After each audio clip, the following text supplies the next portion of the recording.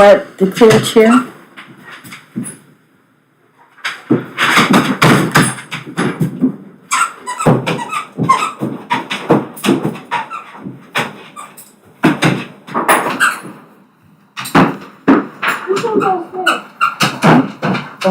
That's the one by the clear chair?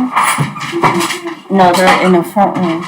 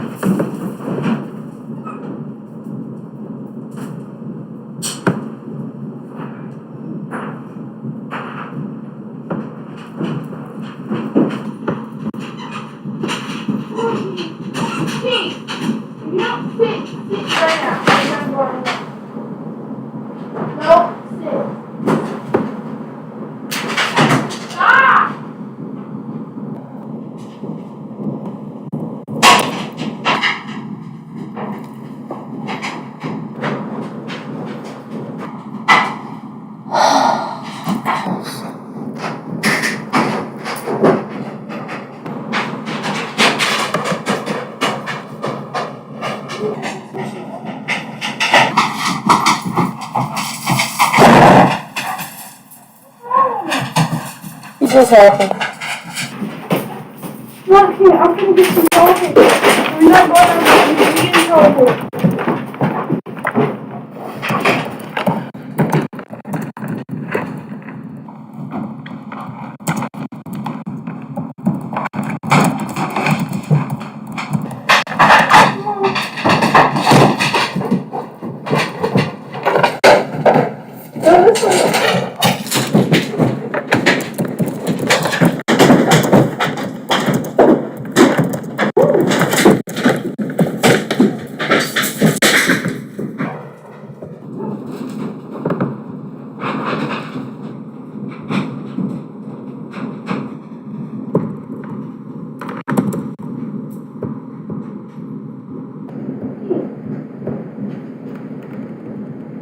Well, no, it's no reason to be afraid because literally you've gone, it's daytime, like I don't get it.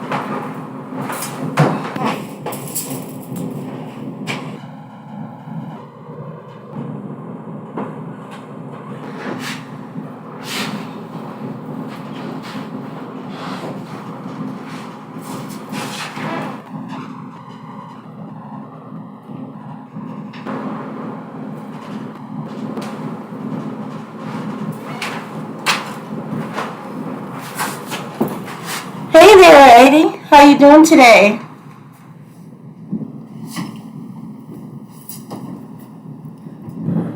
See, I hope you can hear me.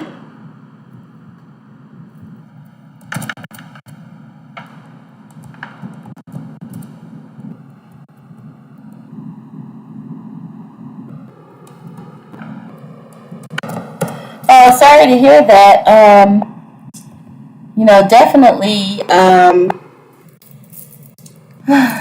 it is difficult because rejection is like not fun. And I definitely understand why it would be difficult to do that. Like for me personally, I never make the first move because of I feel like probably feel like you do, like if somebody's interested enough that they will go ahead and move forward and tell you. But some people are just shy like that. I'm doing pretty good today. I had to rebuild my Lego because I built it wrong, and so that's what I'm in the process of doing in between readings. But everything is going well. I'm blessed and happy to be here, and I'm happy that you're here. But I guess what I can do is like, if you like, I can give you some more clarity on, how making the first move will turn out.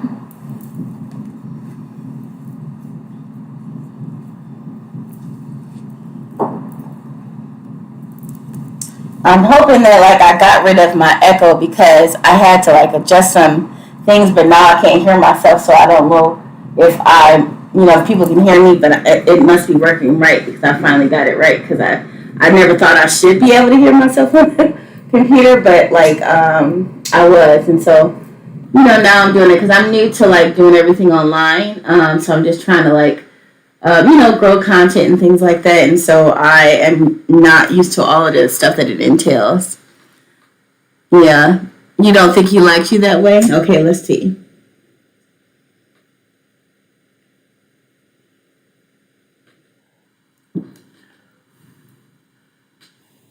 All right, I'm going to light a little sage and we can get started.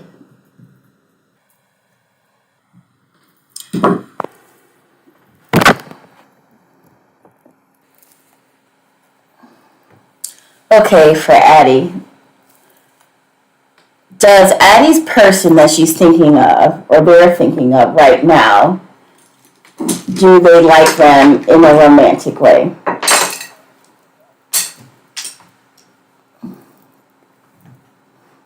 Yes, I'm so glad to hear that because I was like frustrated by that too. And I just had to like go in and like readjust the speaker settings because this is like I'm doing it with Streamlabs and they stream on multiple platforms at the same time. And I think that was the issue, but I was able to go in and correct like my settings and stuff like that. So let's see. This person that Addie is speaking of like them in a romantic way. I feel like that they definitely have like what's it called, lust for you. So I do think that they are attracted to you in a sexual chemistry way. They do think that you have a lot of options. So they, that definitely lets me know that they think of you in a romantic way because they feel like you have a lot of options. And they feel like that you wouldn't like them in that way.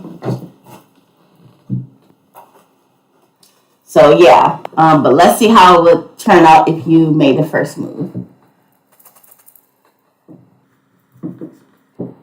How would it feel if Addie made the first move?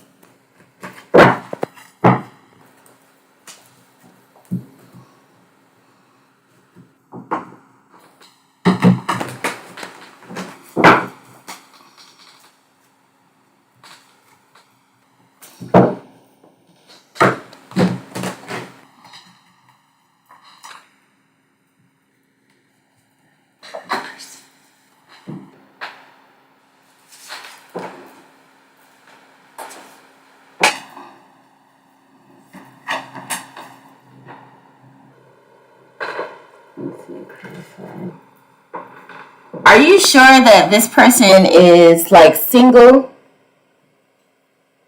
Like completely single?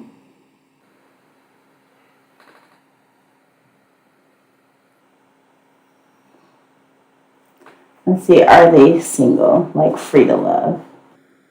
It shows that they are, but like I'm trying to figure out like what's the blockage for. Give me 1 second.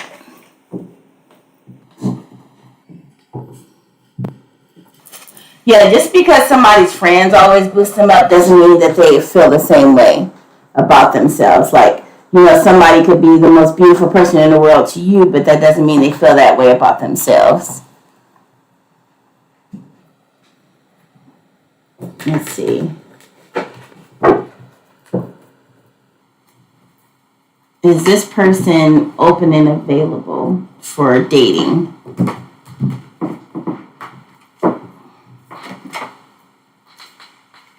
Yeah, I keep getting the justice card. So, like, I feel that they are open and available for dating. Let me see why it will come out kind of strange.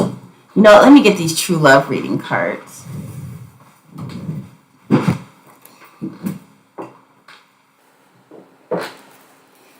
I'm going to use this deck, True Love, and I think my Romance Angels. I'm going to get that too.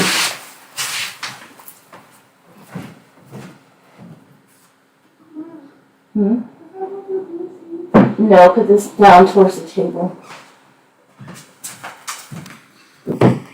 Okay, so I'm going to try with the Romance Angels and the True Love reading to get some more clarity into this.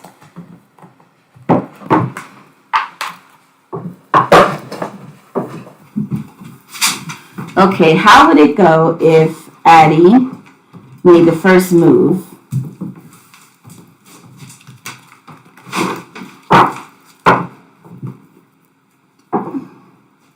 Oh yeah, I think so too. It is cute. Yeah.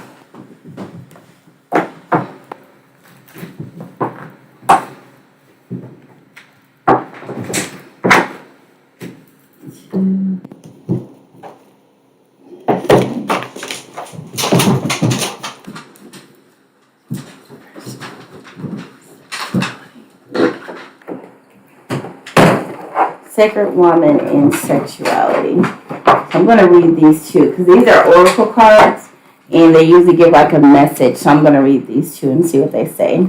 So sexuality blossoms in an atmosphere of trust, intimacy, love, and friendship. The natural rhythms of sexuality are sadly misunderstood in our modern culture.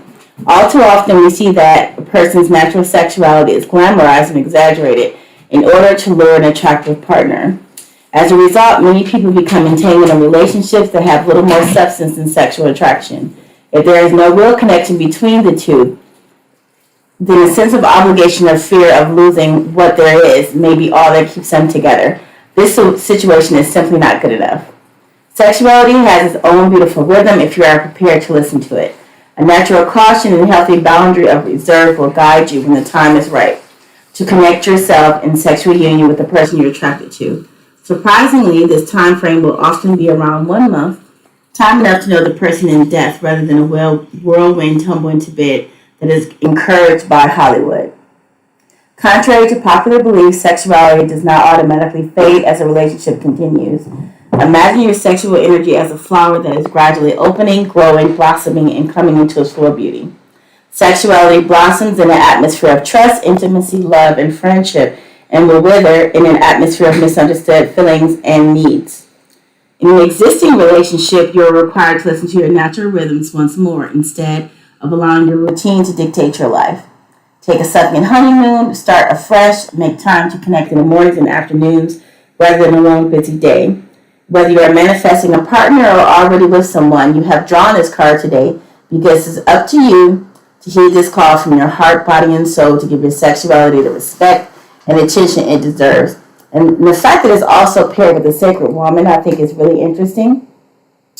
So I'm going to read that one too. And I think I'm already getting an idea of why I was getting like those mixed messages when I was reading for it. I feel like that this person, hopefully if you're looking for something more, this person might be just only available for like a sexual relationship at this time. And maybe they're thinking that you are too like good of a person for a fling, because sometimes people will, if they feel like you're a good person or a good girl, and if they're actually a good person and they're not ready for like a stable commitment, they won't even pursue you because of that. So I'm thinking that's why we got these two parents together, but I'm going to read it just to see. Hello, hi, Light Seeker. So it says the Native American Indian legend of the white buffalo calf woman is closely connected to the concept of the divine feminine. Although it's more extreme in real life, her story does send an important message.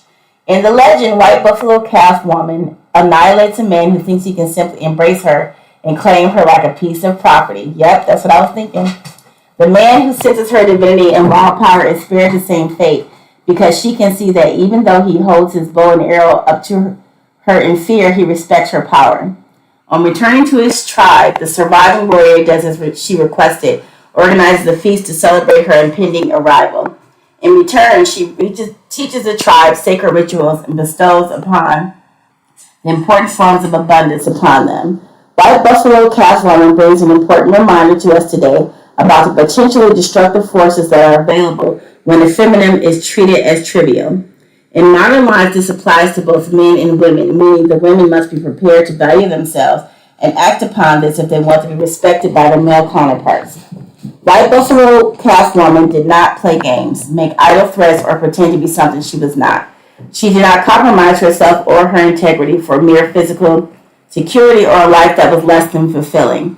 And by annihilating the disrespectful warrior, she made it clear to all others that her power was not to be doubted. In modern life, this is played out in the way a woman treats herself and allows herself to be treated. When a woman truly respects herself and acts upon her feelings, men will naturally respect her or leave her alone. When you call the white buffalo calf woman into your life, she will help you do away with self-sabotaging behavior and help you to have the courage to do what you need to do.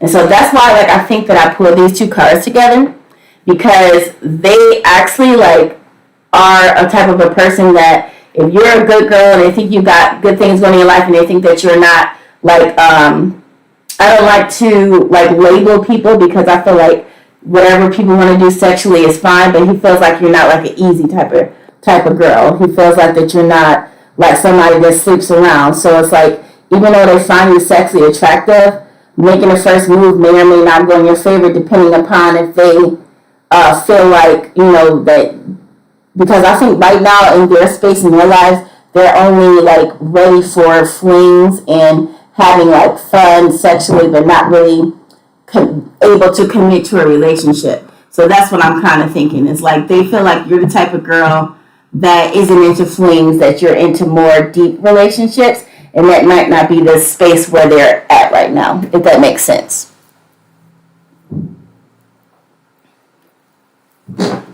But they do find you sexually attractive. I didn't see anything deeper than that, like cups and stuff like that. So that's what I'm thinking, that's what this is about. I hope that helps a little bit. So my advice to you would be, if you're looking for a fling and to have a good time, then that would be great. But if you are looking for something deeper, I really wouldn't pursue this connection. You said, do they have a crush? Is it on you? Is there a crush on you? Hold on. So is there a crush on Addie? Let's look at the Romance Angel cards. This is Romance Angel, so you can see this deck. And it might be more of a yes or no question, so I might pull the tarot instead, but we'll see how this one goes. Is Addie their crush?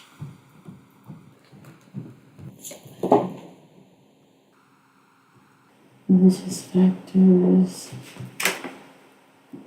And healing and family issues. Clarify it by this card. Yeah, like I said right now, it's not that you're not his crush. They may be talking about somebody else when they're referring to their crush, but they do see you, like I said, as sexually attractive. It's just they feel like that you are someone who is more of a relationship type than a fly-by-night girl. Yeah. But when they're referring to their crush, whoever they're talking about somebody else.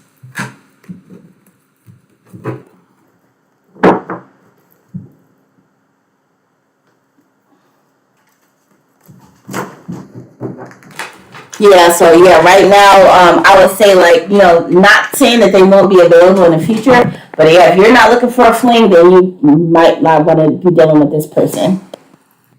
Mm-hmm.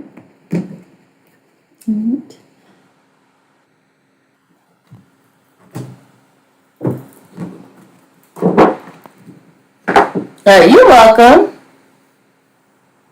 Light Seeker, if you're still in here, you can go ahead and put your question in the chat. You're welcome, Addie. And if you have any more questions, if Light Seeker doesn't respond, then you're welcome to put those in the chat too, because I got you. You're welcome. It's good to know up front, that way you avoid any heartache that you don't need. You know what I'm saying?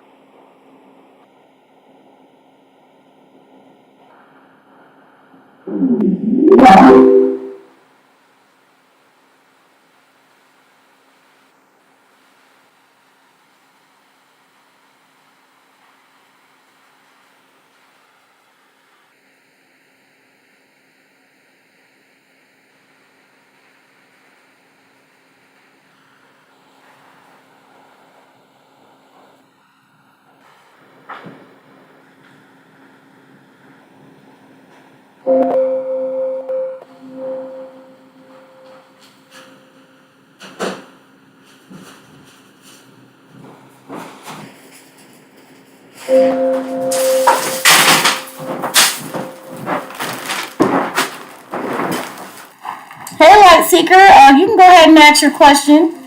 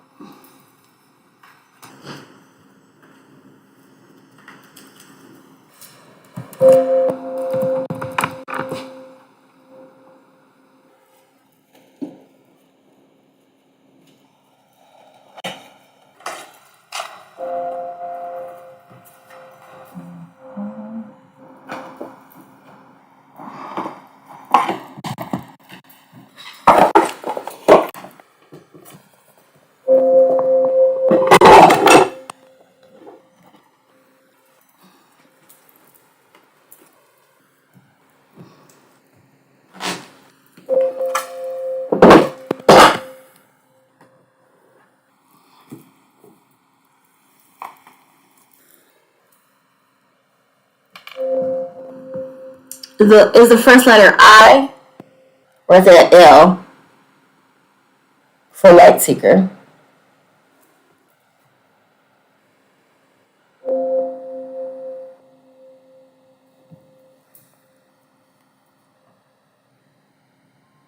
I can actually just do the person you're referring to, so I really don't. Let's see.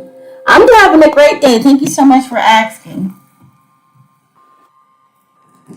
I had to rebuild my Lego set because I built it backwards, but I am right where I need to be again, so we're going to start that again. But yeah, we can go ahead.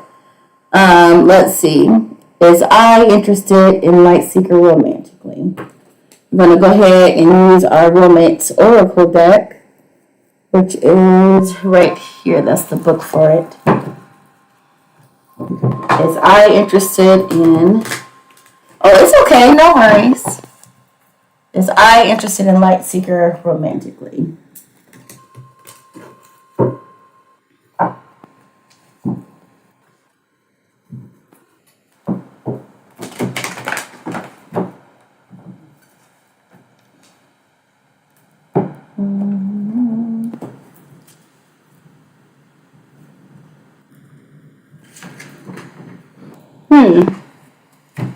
Let's see.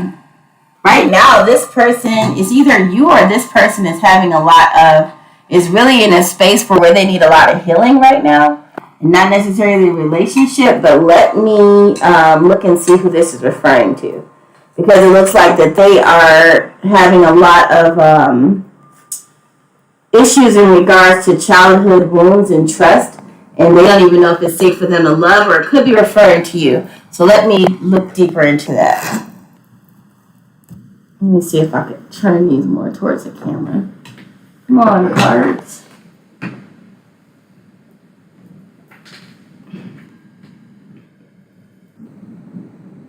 Let's see. Pull that up just a little bit. There we go. I think that's better. Yeah. Okay, cool. And then maybe if I go to cam and zoom in a little bit. I'm going to try to zoom in just a little bit.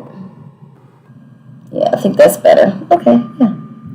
All right, so, okay, yeah, so it's for both of you. Okay, cool. So let's just look into, are they interested in you romantically? We're going to look at a yes or no. Yes, hi, Gabby. Let's go ahead and you can post your question to the chat, and I will get right to you. Welcome, everybody, and if everybody could do me a favor, for more videos and things like that, you can like and subscribe to any of my channels. Not 100% how Twitch works with liking, but I have YouTube, TikTok, and Twitch that I'm growing my audience. Because usually I do these in person, but so I'm new to online. But I've been doing these teams in person for years. But let's go ahead and ask Light Seeker's question. Are they interested in you romantically?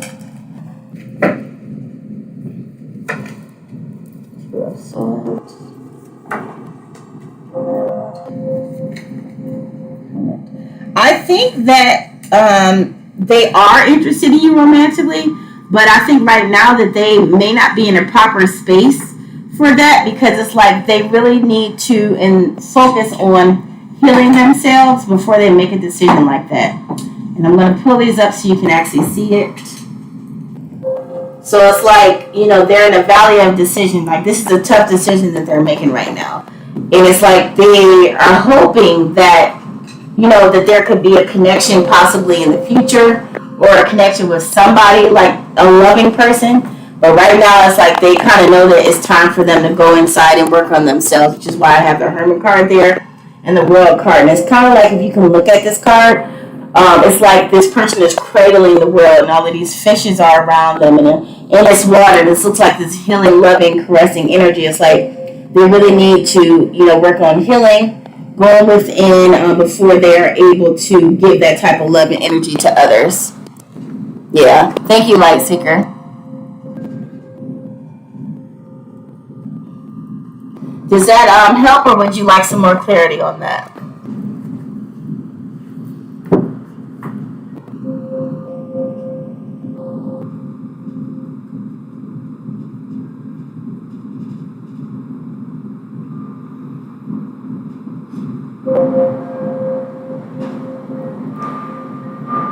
For a Light Seeker.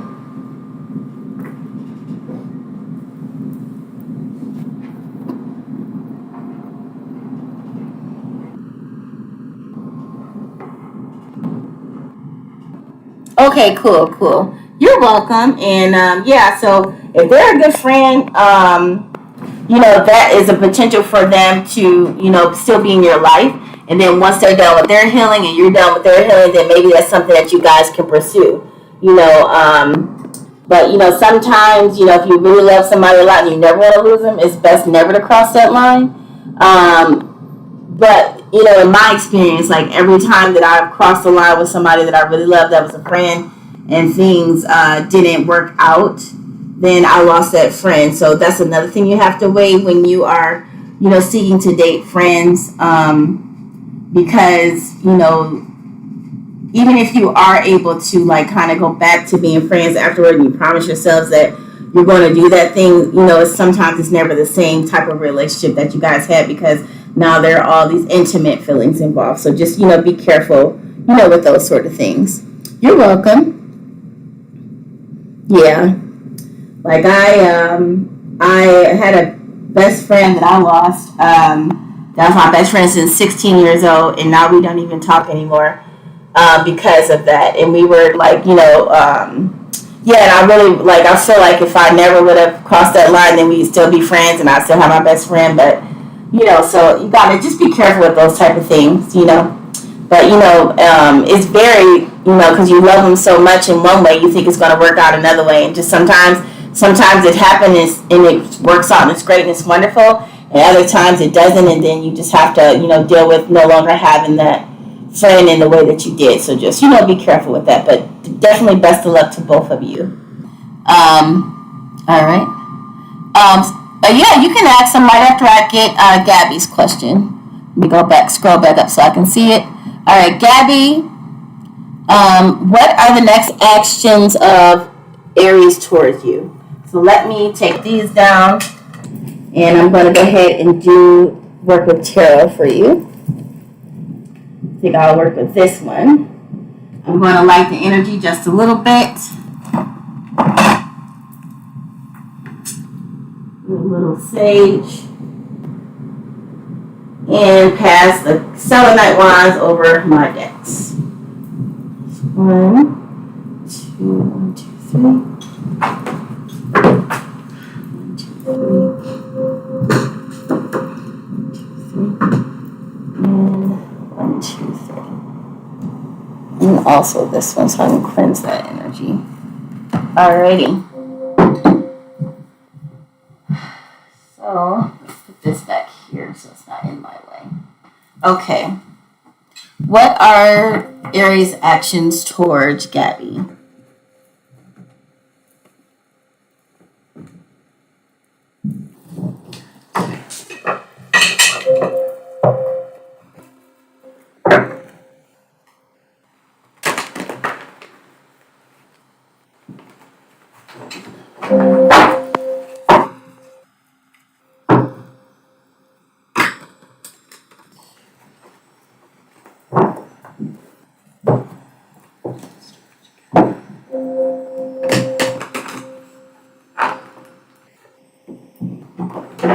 Oh, whatever action there is going to be rushing towards you. It's like they're not even like thinking about it too much. They're just going to take the plunge.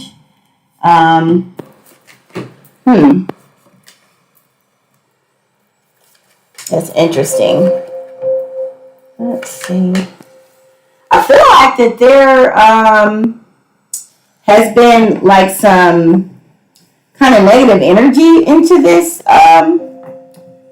pairing or relationship or whatever it is that you have going on with this Aries person. And it's like, but I think it's on the mend of balancing out.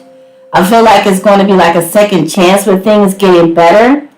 And the reason why I say that is like I have this, Knight of Swords energy, and maybe it's because they didn't plan it out too well. Like whatever action they're coming towards you, it's like it wasn't planned out very well, but they're just rushing towards it.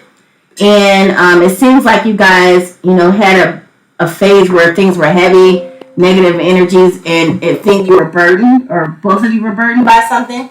And there was a lot of turmoil, it seems like. But it seems like you guys are like coming out of that. And it was like you guys are moving towards the right thing to do. Because I see like you guys are going to be balancing things out.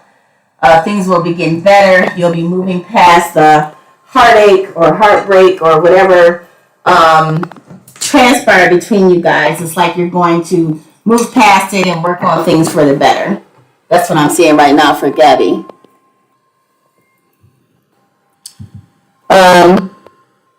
Yeah. So they said they weren't very clear for a while. Seems like that you may be the one more heavily invested into things than they are. Let's see why that is. Yeah, I think that they were the ones to kind of like back up and go away for a little while so that way they could do some healing and working on themselves. And that's probably why they're the ones that are kind of, rushing back in a little bit. Yeah, that's what I would say. And you said that something is confusing. Like, what do you want more clarity about? The confusion, or what is it that you would like more clarity into it? Okay. Is that why you guys were having the issues? Like, do you like them in that way? Are you looking to pursue something with them romantically? Because it seems like you guys were trying to repair the relationship. Is that something that you want?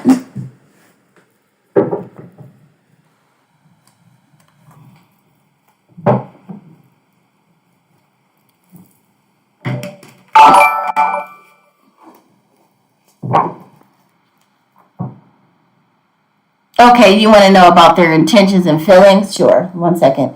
And thank you, Voodoo Angel. Thank you, Light Seeker, and thank you, Gabby, as well. All right, so you want to know what their intentions are. What is Aries' intentions for Gabby?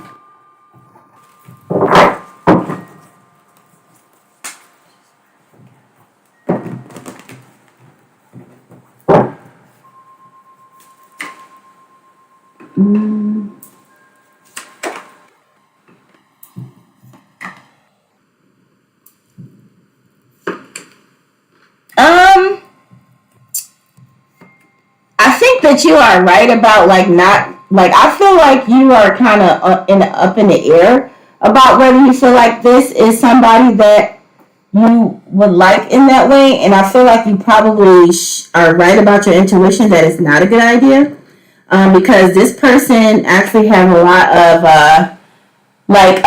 passive aggressive type of tendencies. They're not really happy and satisfied with their life.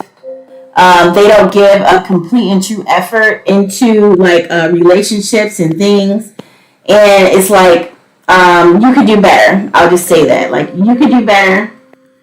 They're looking to kind of like overpower you. They might have some insecurities and some narcissistic type of behavior. Like, they're one of the type of people that once they get somebody that they feel like is out of their league, they try to control them or kind of put them down and try to like exert their strength and will over them so that they won't leave them. So I would say that it's probably best for you not to pursue any type of relationship with them because it's going to be full of issues. And yeah, I just see them as kind of a toxic person. Like, if you want to maintain like a friendship with them, you go right ahead and do that. But do not pursue them romantically or let them pursue you romantically, and don't let them guilt trip you about it, because you don't have to like everybody that likes you. Yeah, stay clear from him. Yeah, you don't want that type of energy. Like, don't like see sun in reverse. Don't even. They're not worth your time. I don't care if they try to make you feel bad about it. Because here's the thing: you don't have to like everybody that likes you. You're only responsible for your own personal happiness. And this person would not be a good partner. Yeah. Yeah, he's got some issues. Passive aggressive. Yeah, when things don't go their way, they like to play games, leave in and out, because I feel like that they can be an emotional support for you, but they feel like you kind of like owe them this or whatever, which is kind of a weird thing. Like, yeah, just stay away from this person in that way. You're welcome. Hello, yes, Phantom, you can go ahead and put your question in the chat. Thank you so much, Righteous King. I appreciate you. All right, I think that we had some questions from Light Seeker, Phantom, and Gabby, if you have another, please enter in chat, but I think that's the order that it's in. Yeah. Yeah, absolutely. I'm so happy that you enjoyed your reading, Gabby. Please come back, for more. Ask as many questions as you like. I know Light Seeker still had a question, so Light Seeker, if you could enter in your question in the chat, please go ahead. And then I'll get to Phantom right after. Hi, Phantom. Good to see you again. And I hope that, you guys like the sound better because I finally figured out the whole echoing thing.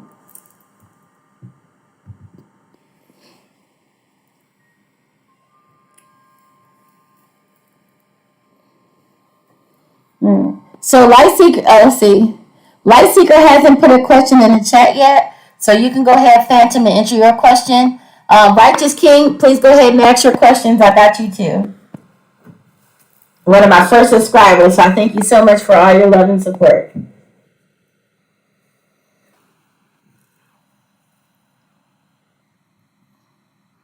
Okay, Phantom, you want to have a reading on what's heading your way soon? Is there anything in particular, or you just want to know, generally?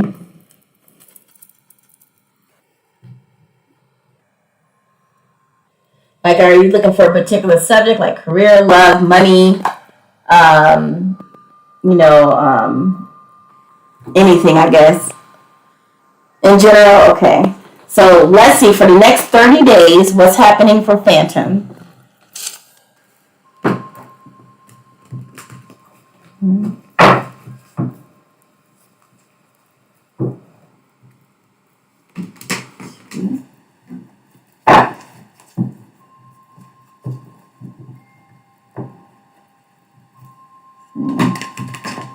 What's happening for Phantom in the next 30 days? Let me do one more shuffle. What's happening for Phantom in the next 30 days?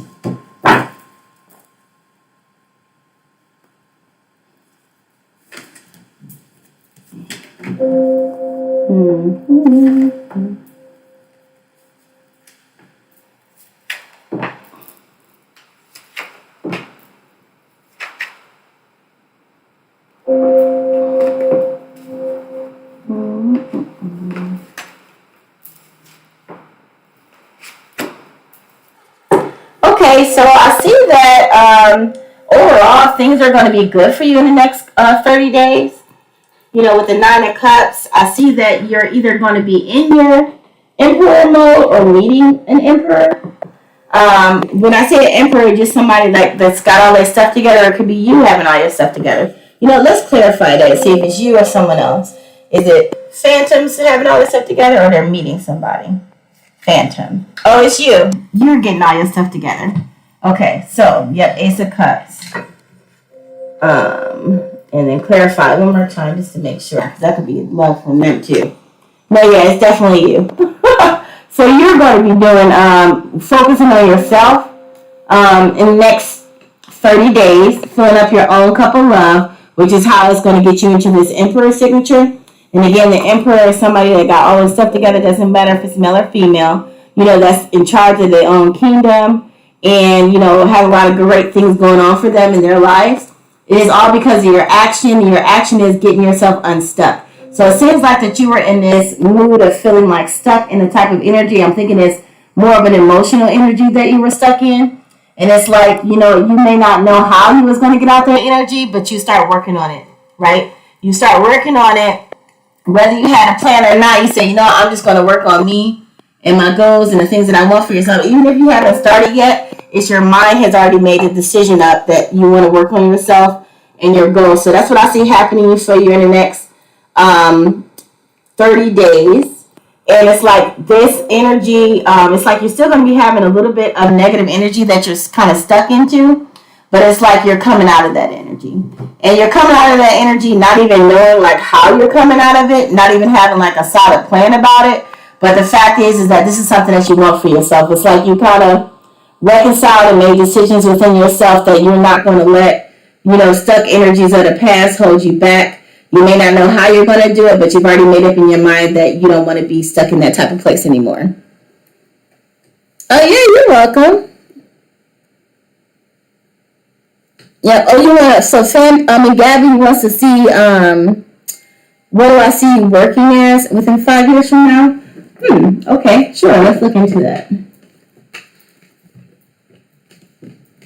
Let's see. I wonder what type of deck I should use for that. All right. Let's see. Chakras. What is this? Is that mapping? What is this? Enchanted map. And I'm also going to look at Seasons of the Witch, Yule Oracle.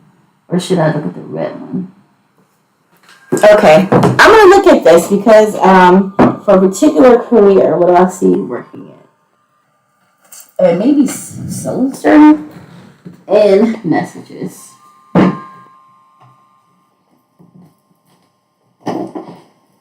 In the next 5 years. So I got a couple of decks out that I want to explore that topic in. I think I'm going to pull one from each one to kind of give me some direction. But I kind of feel like already I'm seeing something in health care. But let's look and see because I want to make sure. Even if it's like something that you didn't see for yourself, I'm kind of seeing something about health care.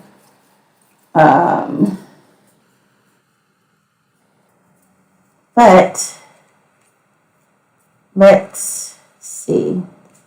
Trying to flip these up, make sure these are all the right way.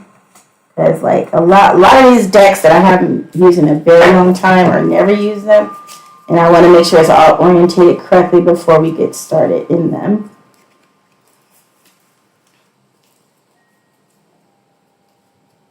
Alright, yep, this is cool. Okay.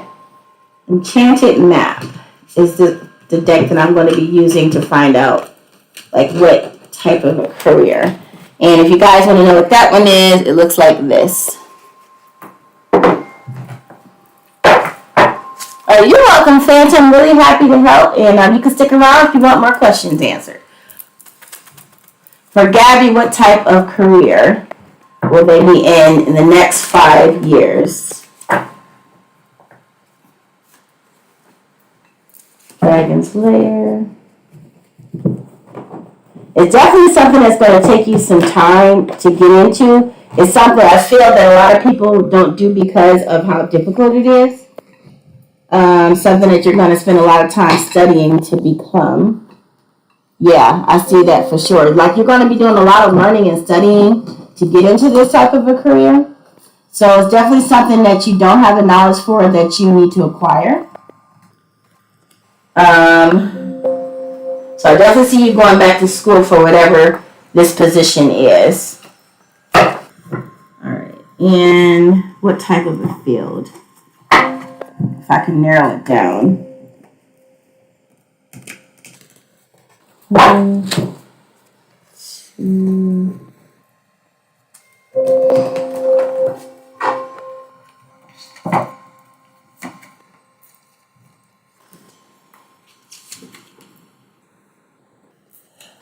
Very lucrative field.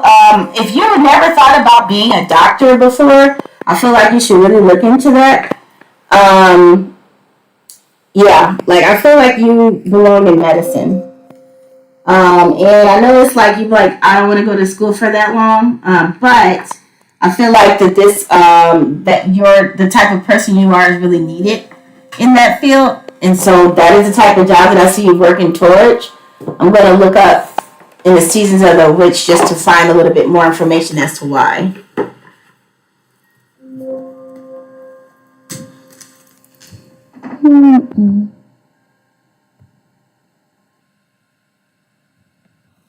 Alright, Righteous, I'll get to you very soon. I'll get to you next. But let me finish with Gabby's career question. Yeah, the word I keep hearing is doctor, very much so. And I know like you feel like that will take a long time, but I do feel like it'd be worth it. Yep, so look at this. Dove Medicine, Offerings, and Mother Mary. Like Mother Mary, you know, somebody that is giving, very self-sacrificial, offering your gifts because your gifts are very much needed in that community in Dove Medicine. So yeah, again, I do believe that the next job that you should work towards is becoming a doctor. And I just got it confirmed over and over and over again. in all of these. So I hope you're ready for studying in medical school.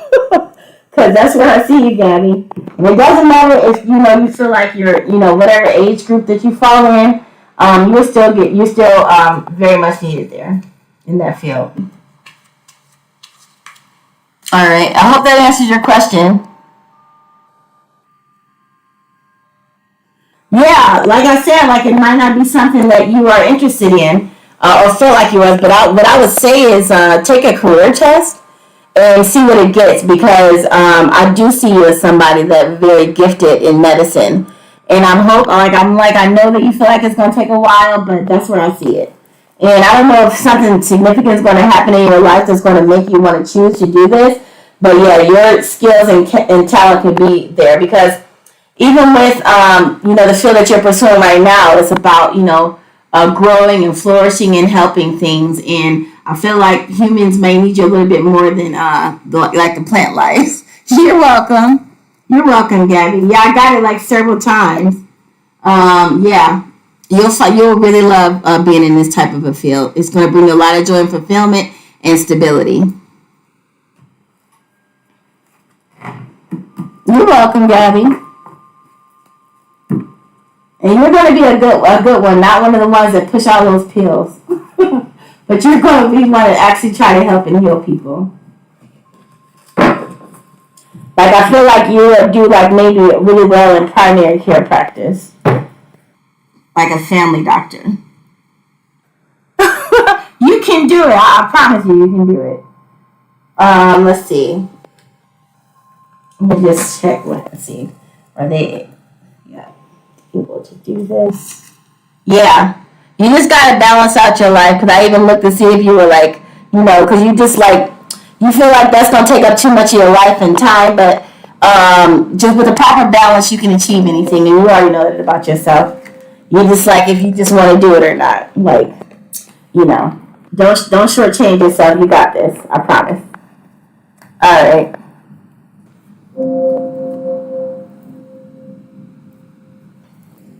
Okay, Righteous King, you said that you wanted to know what's your next job looking like. Are you looking for like what type of field it's going to be in, or are you looking for to see like how will it be? I'm going to clear the energy here. Don't be nervous, Gabby. I'm just going to tell you, don't be nervous, and no, you have not wasted your time in the field that you are in. You have not wasted your time, because you can always be more than one thing. Oh, you had a previous question in that? I'm sorry, let me go up. Sorry. Before that, is your content creation gonna go well? All right, let's see. All right, for Righteous King. Let's see. Let me get this Universe Love Connection deck. Y'all got me pulling out all the decks today. All right, this is this deck. If you guys are interested, it's called Universal Own Love Connection. And I never used this deck before. It's brand new, so let's see what it has. But that's what it told me to pull for you, Righteous King. So that's what I'm going to do. Let's see. Oh, there's one more before that one? All right, hold on, Righteous King.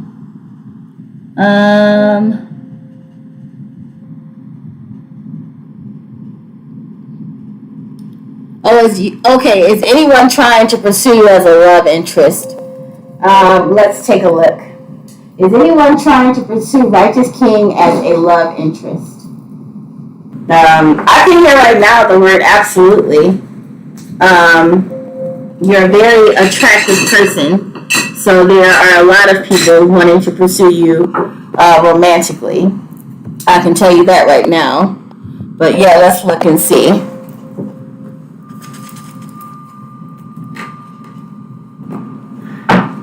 Who is trying to pursue Righteous King romantically?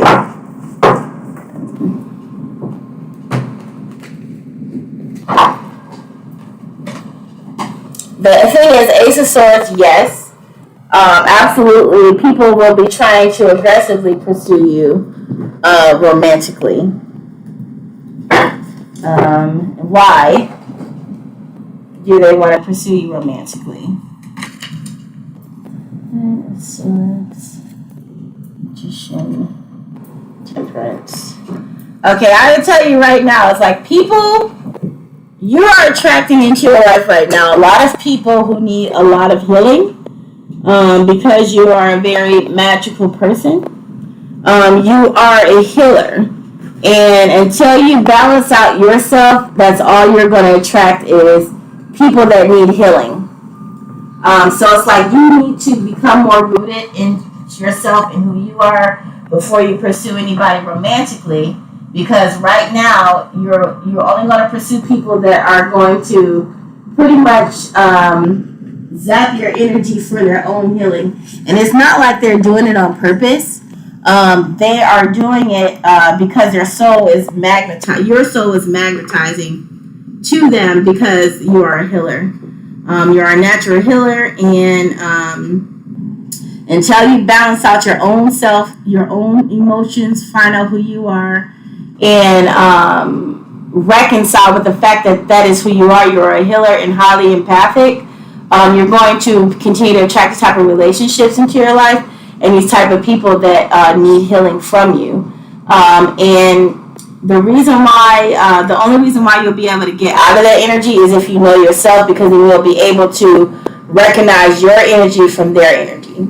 So you can be a healer, but that doesn't mean that you have to suffer with those that you are healed. So you have to work on learning how to balance out your own energy so that way you will not absorb theirs as well. Because you always, it's like your heart is so heavy right now because everybody that is interested in you is a toxic person, honestly. And they're coming to you because you see how this card right here, it has this rain coming down, it's healing this black heart with all these stab wounds in it. It's like you feel like summer rain to them. You feel like healing, you feel like refreshment, and you feel like renewal. And what that does is that you empty out all your cups into this vast river of people. And because you're so focused on all of what you've lost because you feel drained after these interactions, you don't see that you have these two cups behind you. And the two cups that I'm seeing is like you balancing out your yin and your yang energy, balancing out your feminine and your masculine energy, so that way you won't magnetize these people, and you can be a healer by choice, not a healer by force, because these people are coming to you like, you're their north, right? And so then you'll be able to use more logic with decisions instead of your heart. And I know you might feel like you're not like using your heart, but your heart is magnetizing these toxic people to you. Like they just rush in, and it's also because you're a very attractive person as well. And that is another reason why people rush into you, but it's more so because of the fact of your soul's energy signature. Yeah, that's the best thing I can tell you about the relationship part. And I know you probably didn't expect to be deep, that deep in diving that deep into it, but that's kind of what I got. So as long as you know that your strength is not just external, but your strength comes from within. That's the part that you need to be focusing on, is building up the strength within you. Strengthen your mind, strengthen your soul, strengthen your heart, not just your physical body. Because that's going to help you to distinguish between the energies that are not yours, because you are growing into your purpose and power. Yeah, that's what I see for you there, Righteous King. And you had another question? Let's see. You had, is your content creation going well? Right? Let me scroll up and see.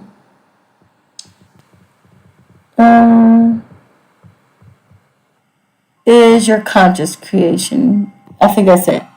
Okay. All right. You're welcome. Is your content creation going well? Let's take a look. Let's clear out some of these. I'm going to move some of these decks out the way. I'm going to use most from the universe and Yuletime deck as well, but move some of these out the way.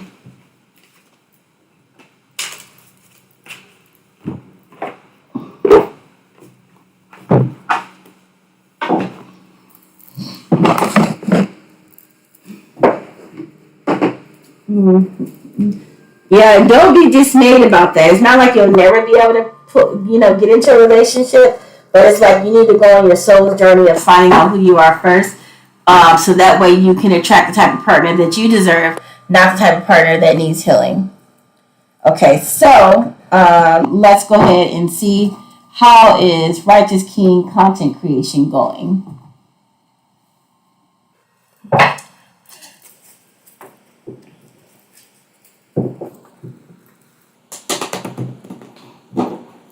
One,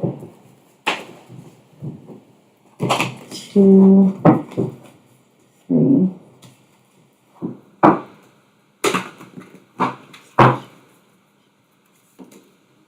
I see that your content creation is going actually really well. And it's so funny that you pull the Empress, because the Empress is somebody that attracts, everything to them. I hope you can see this. Yeah, the Empress is someone that attracts everything to them. So you are getting viewers, you're getting lots of viewers, getting lots of likes, because you just have that energy where people just are drawn to you. It could go better by diversifying your content. I think that people see you as somebody that is unapproachable, somebody that is far above them. So I feel like if you humanize yourself more, tell people a little bit more about, your day-to-day life, your ups and downs, what you go through, how you got to where you are, where you came from. I think that's going to help people to feel like they have more of a connection with you, because they see you as somebody that, that is somebody that is a. Let's see. Let me clarify Two of Swords. Hold on, because I'm trying to figure out, because that's kind of interesting to see you that way. Yeah, like somebody that they hope to be, like somebody that, if they get all of their stuff together and they make this decision to become great like you, then they can have what you have, but they see who you are as unattainable for them. And in order to be able to connect with your audience, they need to see you as somebody more real. And even though you are a very real and genuine person, they just need to see that it's obtainable for them, right? Yeah. So, yeah, that's what it is. It's like they don't want to feel stuck. They want to know how you got unstuck, like how you got to where you are. That's going to help you diversify your content and make more connections. Because it's like they're going to see who you are. They're going to see the loving and beautiful person that you are. They're going to see like how you became stable. And then, they're going to, connect with you more on a deeper level. Yeah. Okay, hi Addie. I gotta go scroll down. Okay. Okay, so I got your questions. I'm going to get them. It's okay if it's a lot. I think Righteous King had one more question, and then I'll come to you. Okay, Righteous King, I hope that answers your question. Basically, yes, your content going well. Diversify your content by letting people know the real you. Talk about, your ups and downs, the more experiences about your life, and just kind of like stabilize things. But yeah, you should be fine, and it's going good. Yep, you have a very magnetic personality. All right, you're welcome. All right, Addie, let's scroll up. Let's see what we got. Number 1 is, can him and I end up going to the same place for higher education? Him and I, who is him? Or you just want me to like go off who you're talking about?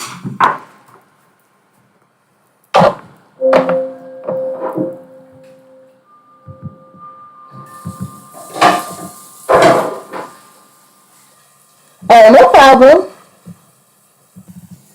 Okay, so I'm just going to say the person you're referring to, because I don't know who him is, but the universe does. So let's just go with that.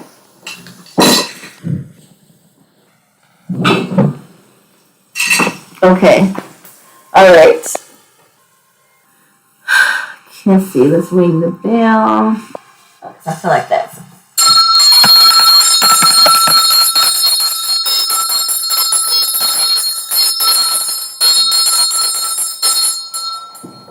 Also pick up my crystal because I have that down. Okay.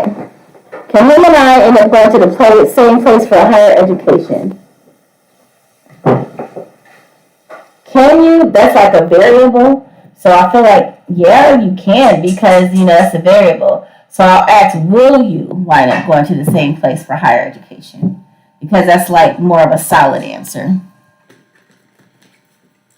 Will Addie and him, the person that they're referring to, wind up going to the same place for higher education?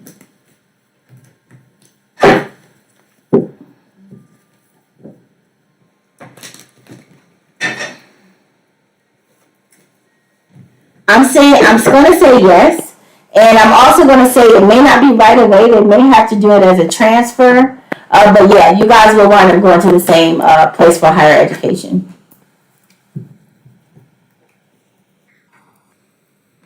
So that's the answer to your first question. Yes, but maybe not right away. They may end up coming as a transfer. And then, how is your career looking 5 years down the line?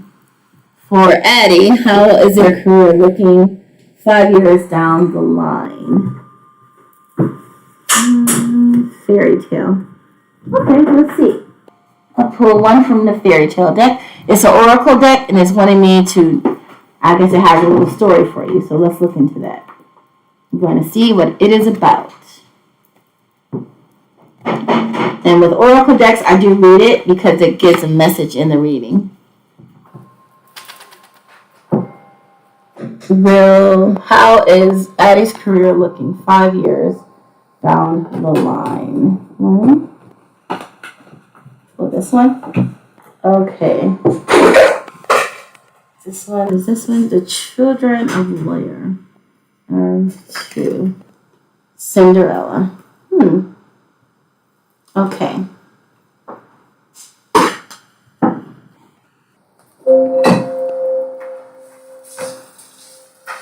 Should I shuffle this one more time?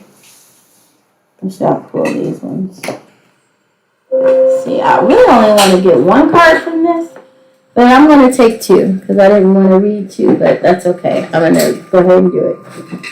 So we're going to look at the story of these cards, which should tell us about your career. So 37, the Children of Lear. I'm going to look at that one first. Out with you upon the wild waves, children of the king, henceforth your cries shall be with the flocks of birds. In this hunting tale from Ireland, we learn of 5 kings battling to rule over Tasdanan, the people of the land, sometimes called Fairy. One ruler is chosen, but one king walks away from the gathering, proclaiming himself as the chieftain in protest at the choice of the people to appease him in time and ease the suffering he has at the death of his first wife in childbirth. The chief offers him his foster daughter to wed, and the king agrees, and is brought into the clan more closely, proving the wisdom and patience of the great king Tattoo. They have 4 children, a beautiful girl with long fair arms, and a handsome boy, 2 twins, who the wife dies giving birth to. Again, the kingdom is threatened by the grieving and loss, and so the second foster daughter of the great chief weds the heartbroken king. And for a time, she loves him and cherishes her nieces and nephews, but she grows jealous of his love for them, falls into a fever, and hits them with a druid rod of hazel, turning them into swans who must live for 900 years in 3 different places for 300 years at a time. They retain their human voices and sensibility, and they sing more beautifully than any bird. They are able to stay with each other due to their beauty and their voices, and they are loved by many. The one who cursed them is punished to become a witch of the air, which remains to this day and time. The children of Lear all see their loved ones pass, witness the retreat of Tasdanan, and see the coming of the monks of Christ. They are finally freed from their enchantment by a gentle Christian monk, and when they reclaim their human form, they are so ancient that he baptizes them immediately, seeing that they are about to perish, and they die within seconds of being human again. The children of the Lear enter their graves together, the sister holding each brother under her arms and upon her breast, just as she did for 900 years when they were swans. This card here is to remind you of the eternal nature of your soul, that while lifetimes will shift and change, you will transform from one incarnation to another. Your soul is on a journey, and you are more than what takes place within this one lifetime. Your soul is ages old and has already traveled so far, and soon you will understand at least a part of the current journey far more than you do at present. This card will also remind you that it is natural for your belief system to evolve and even radically alter through your one lifetime. You are most of all allowed to follow the direction the journey of the soul is taking you into. Your form may change, but your voice remains. Use your voice to speak your story, shift from one faith to another, release them from a long family burden, wisdom to stay together with loved ones, suffering will end, and you are loved no matter the form. And so from this, I'm already seeing that for the next couple of years, you're going to go through different career changes. You will be dealing with some people that are jealous of your talents, and it's going to kind of bring you down a little bit, but which is probably going to have you switching from career to career. But the thing is that you, or from job to job, that you will learn that you will have these lessons that are being taught at each one of these places, because it's teaching you that one thing I like to say is rejection is divine protection. And so, if you're experiencing rejection in one field and, going to the next and experiencing that same rejection, is just kind of like the compass of life teaching you where you actually do belong. And I'm also going to read Cinderella, and then we're going to do some tarot to clarify it. And Cinderella is 9. And I know that just off back that Cinderella is a story about people being jealous of them. And so I think that, you're a very talented person, and that your light does intimidate others, and that may be reasons why you're going to have issues in your career and having to change jobs or careers frequently in the next 5 years. But we're going to go ahead and read Cinderella.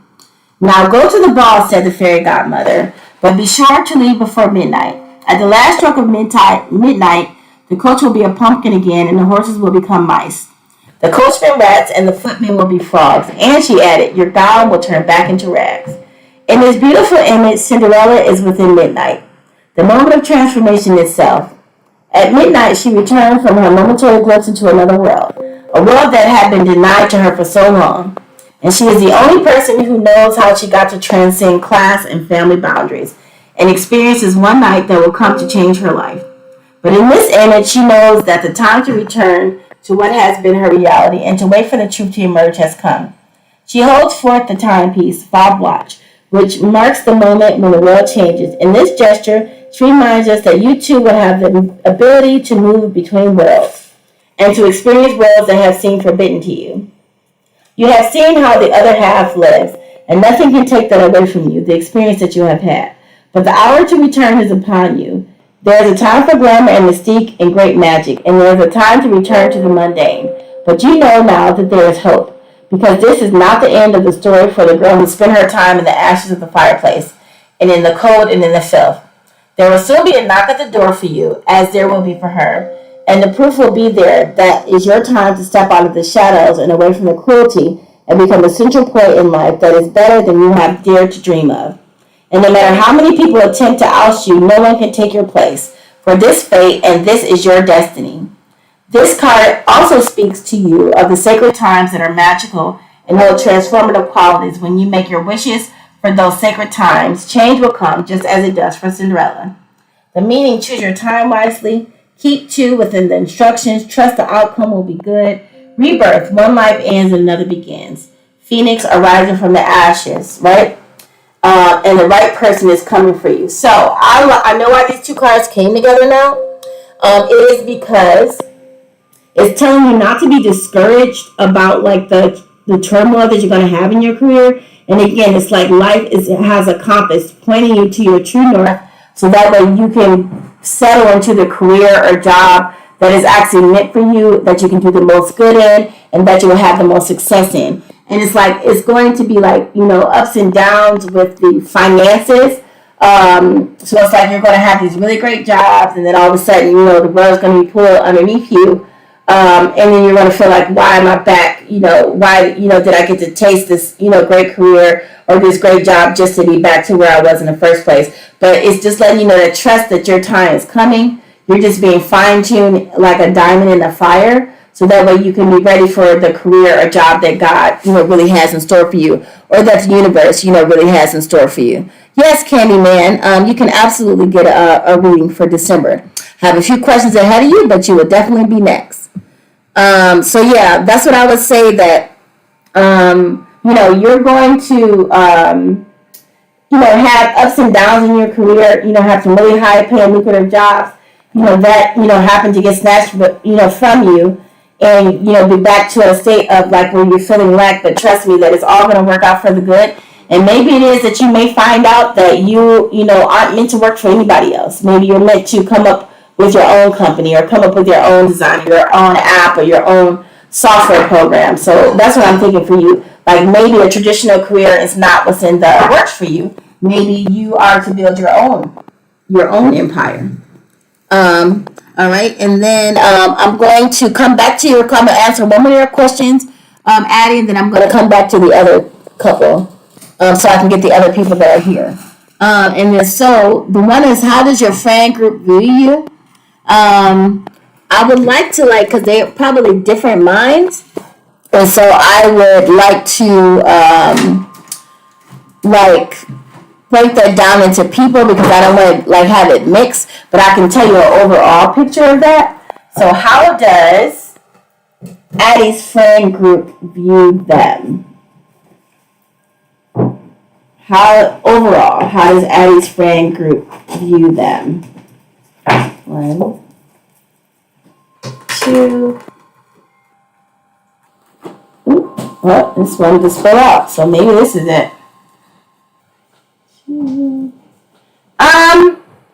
I would say that, just be careful with your friend group because it's stable right now. But as you rise and get better and other people may not have as much abundance or, luck as you could develop some frenemies. But it's like they're going to really, as long as you are on the same level and playing with them, you won't have any issues. But the moment that you start getting blessed by the universe, you're going to see the true colors of some of the people that you are hanging around with. So yeah, I would say definitely, you got some frenemies there, but just, some people you may have to treat with a long held spoon. Not saying that you have to end those friendships, but some people are comfortable with you where you are now, but they're not going to be comfortable for the success and everything that's going to be coming into your life. Oh yeah, definitely don't be sorry. You got this. Yeah. No problem. So I'll answer the rest of your questions, Addie. I'm going to answer Candyman or Candy Yams. So Candy Yam, you can absolutely get a December reading. So I'm going to ask for overall energy for you in December. And since I have these Yule cards, I'm going to go ahead and use these because it's like a Christmassy type of deck, and that's December. So I'm going to cleanse the energy a little bit, and we're going to move forward from there. Light some sage and ring a bell.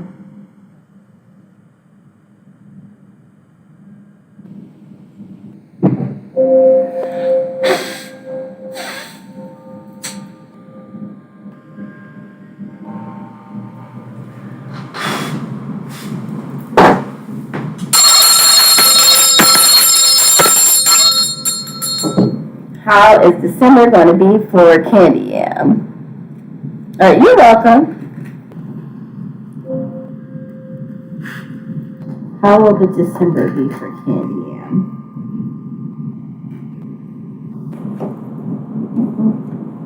Self-care.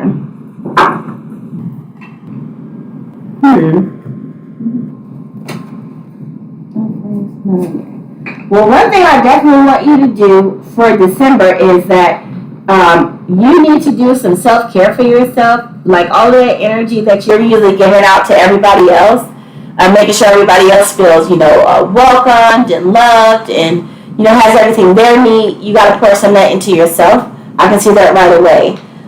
So, if it's not me, then who? To lend a wholeness to the parts of which surrender thy pulse for a heart that's nearer than any other. So definitely practice some self-care this December. I know that you're a loving and you're a giving person, but sometimes you got to give that love to yourself. You can still be your generous and loving self to others, but make sure you don't forget about numero uno, which is yourself. I'm going to pull one more card from here. Yeah, gathering. So yeah, at the family gathering and stuff like that, kind of take a step back a little bit. Don't be the person that's doing everything. because you need some of that energy for yourself right now. And I'm going to look into any other aspects for you for the what's it called, for December for candy yams. One,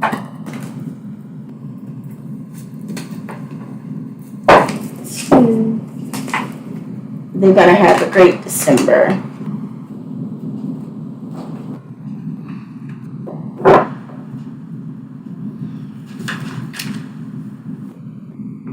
I am hearing a lot of Christmas music for you.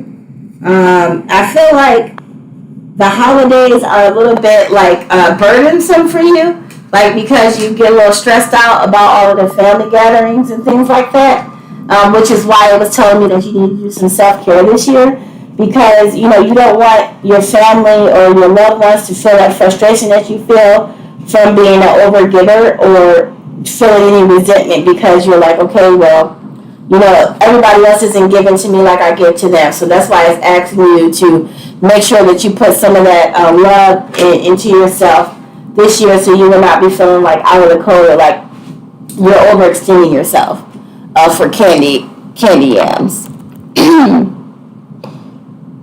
And I hope that helps. I'm going to grab something to drink and I'll be right back.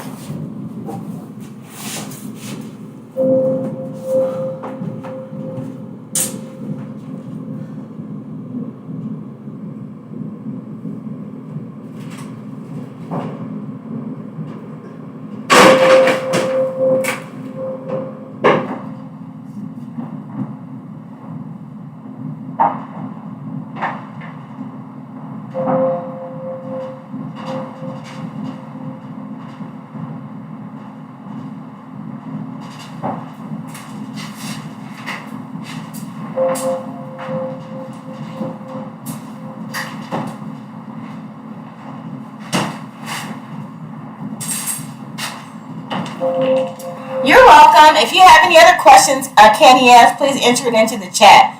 And I hope that helps and makes sense. But yeah, I know you're a loving and giving person, but you're starting to feel like a little bit taken advantage of sometimes, or like you give more than you receive. So that's why this December, I want you to focus on pouring that love and energy into yourself. Give yourself some gifts, spend some time with yourself and relax a little bit. And you don't have to feel obligated to go to every family gathering.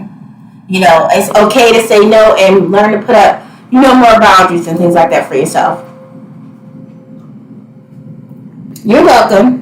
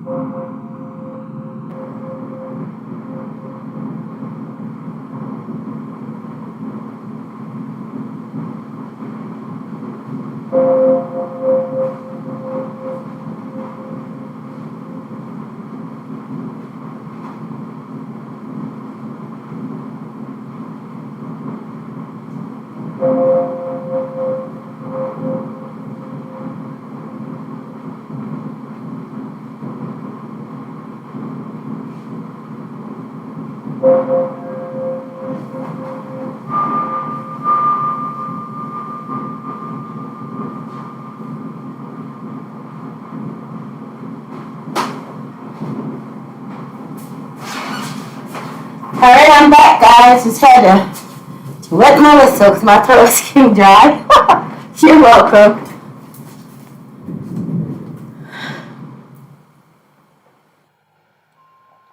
Please like and subscribe. It does help me out and helps me be able to continue to push out content.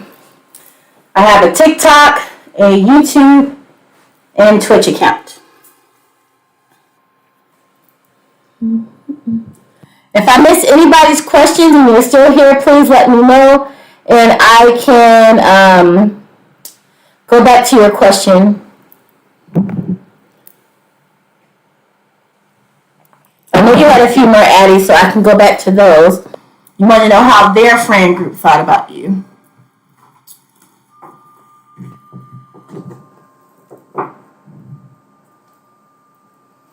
I feel like already I'm hearing is that, they don't really put a lot into it. As long as their friend is happy, then they're happy for the other person's friend group. But I'm going to look more deeper into it for you.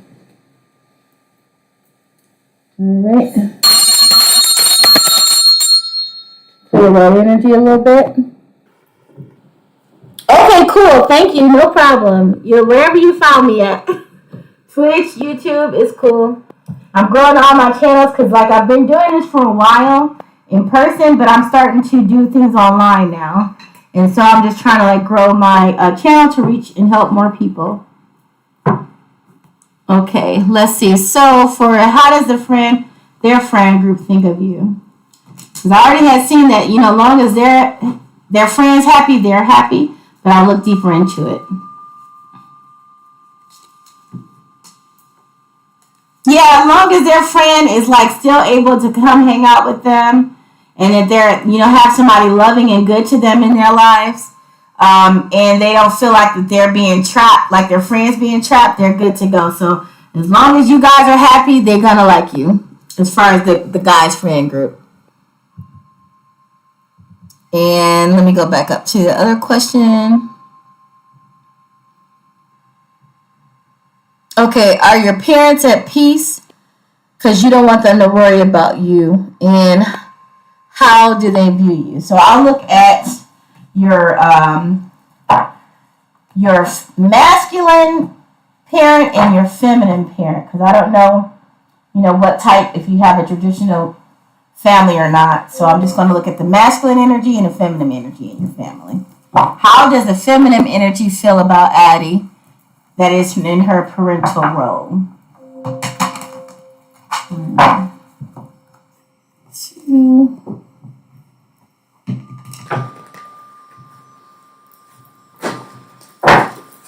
How do they feel about Addie? And also, guys, let a friend know, how, about your services and if you liked your reading, so that way they can also come, right? So your feminine energy is worried about you, only because they wasn't ready for you to really leave, or get ready to leave, and also the fact that they feel like you might make impulsive decisions. But they don't want you to know that because they don't want you to feel like they're judging you, because that's very important to them, to not make you feel judged. And they also want to be a part of your life. They don't want you to shut them out of their life. And so they are very careful, about that. They're very careful about not, wanting to make you feel that they're worried about you, because they know that you don't want them to be worried about you. And they know that, you have a lot of work to do, on yourself and the things that you want for your life. And she's also, wanting you to, have a good partner. They're worried about that. You finding a good love, if you're about to go off to school or you're in school, they think about those things. They're excited for your new beginning, but it's your new beginning, they feel like it's kind of an end. Yes, Eternal Peace, sure. You can request a reading. Go ahead and enter your question in the chat. Got a few ahead of you, but I'll definitely get to you. Yes, they feel like your new beginning is an ending for them. So I don't know if they're about to be an empty nester, or maybe if you're an only child or something like that, or only girl. It's just they are really heartbroken about you, going off into the world, but they know that, it's something that you need to do, but that's just because you're their baby. That's all. They just love you so much. But they don't want you to know about how they feel, so don't tell them. Just, give them some reassurance that, that you're okay, that you're safe, that you're making good decisions for yourself, and don't give them too much to worry about. If you're going to be leaving soon, call and check on them. Send little text messages when you're in town or when you're around them. Make sure you spend some time together, just so that they're reassured, because they probably are a person that watch the news a lot, or watch a lot of true crime, and then they always have that in the back of their mind that something awful could happen. And so I would say, definitely just do things to kind of ease their anxiety. Yeah. So that's what your mom is, and let's look into your dad or your masculine energy in your life. And yes, please, like guys, like, subscribe to any one of my channels because it's going to help me out a lot if you like and enjoy your reading. Okay, so how does your male or masculine or your dad feel about things? For Addie, how does your dad feel about things, and are they worried? Let's see. Okay, so your dad's more of a chill person. They're not as worried about you. They love you so much. They know they raised you to be a queen. They definitely think the world of you. They're kind of in a wait and see moment. Like they're just waiting to see like things that happen. Just hope that you don't make any bad decisions or anything bad happens to you. But they're not worried about you because they know what they instilled in you and like how they raise you. Yeah, yep. She does watch Lot True Crime. Yeah, that's why she has so much anxiety. Yeah, I definitely seen that about them. It's like they, your dad is like more loving, but also more stoic in nature. So they're not going to let you know that, again, that they feel these things about you, but they definitely miss you, or they're going to miss you, and they think about like, how things are going to go for you, think about you building a life for yourself.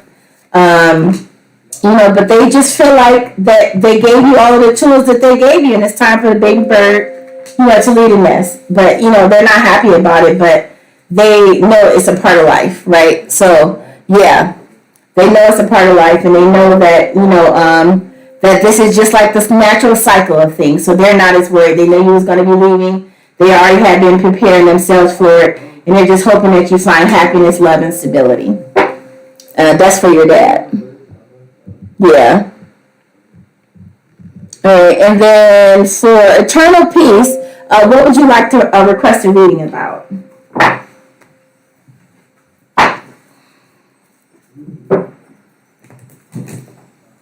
Yeah, but both your parents are proud of you, and they love you, and they feel like they raised a good person. They just like, they may not be happy about some of the choices that you're making. They may not have liked the fact that you're, going away. Maybe you're going far or something like that, or planning to go somewhere far. They don't like that, but they're not going to like let up on it because they've already like talked amongst themselves and decided that, they're going to let you do you. Yeah. Hi, Eternal Peace. I'm happy to see you again. Yep, please go ahead and enter your question in the chat. I got you.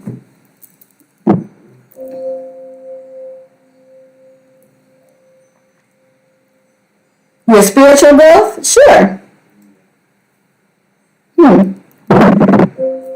Eternal Peace would like to know more about their spiritual growth.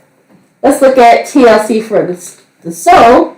And I'm also going to pull out the blind spot oracle to see what you don't see, so that way we can get you some clarity.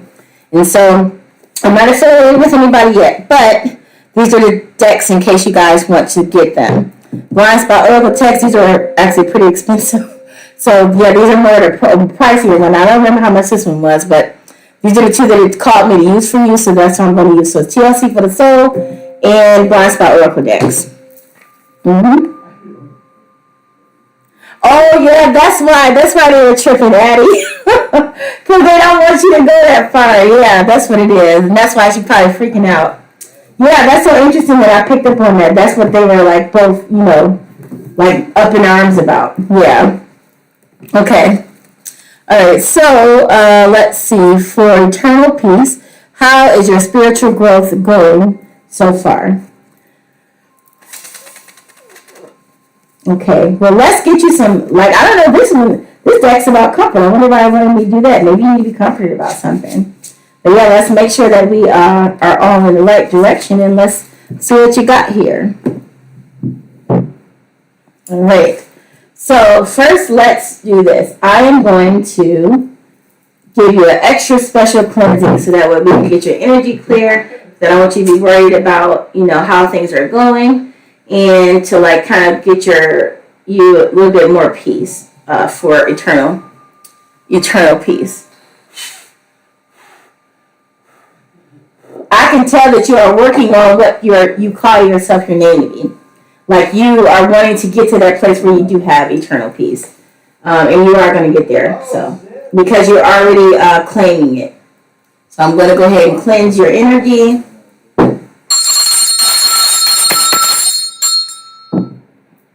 Let me finish that thing out. Okay.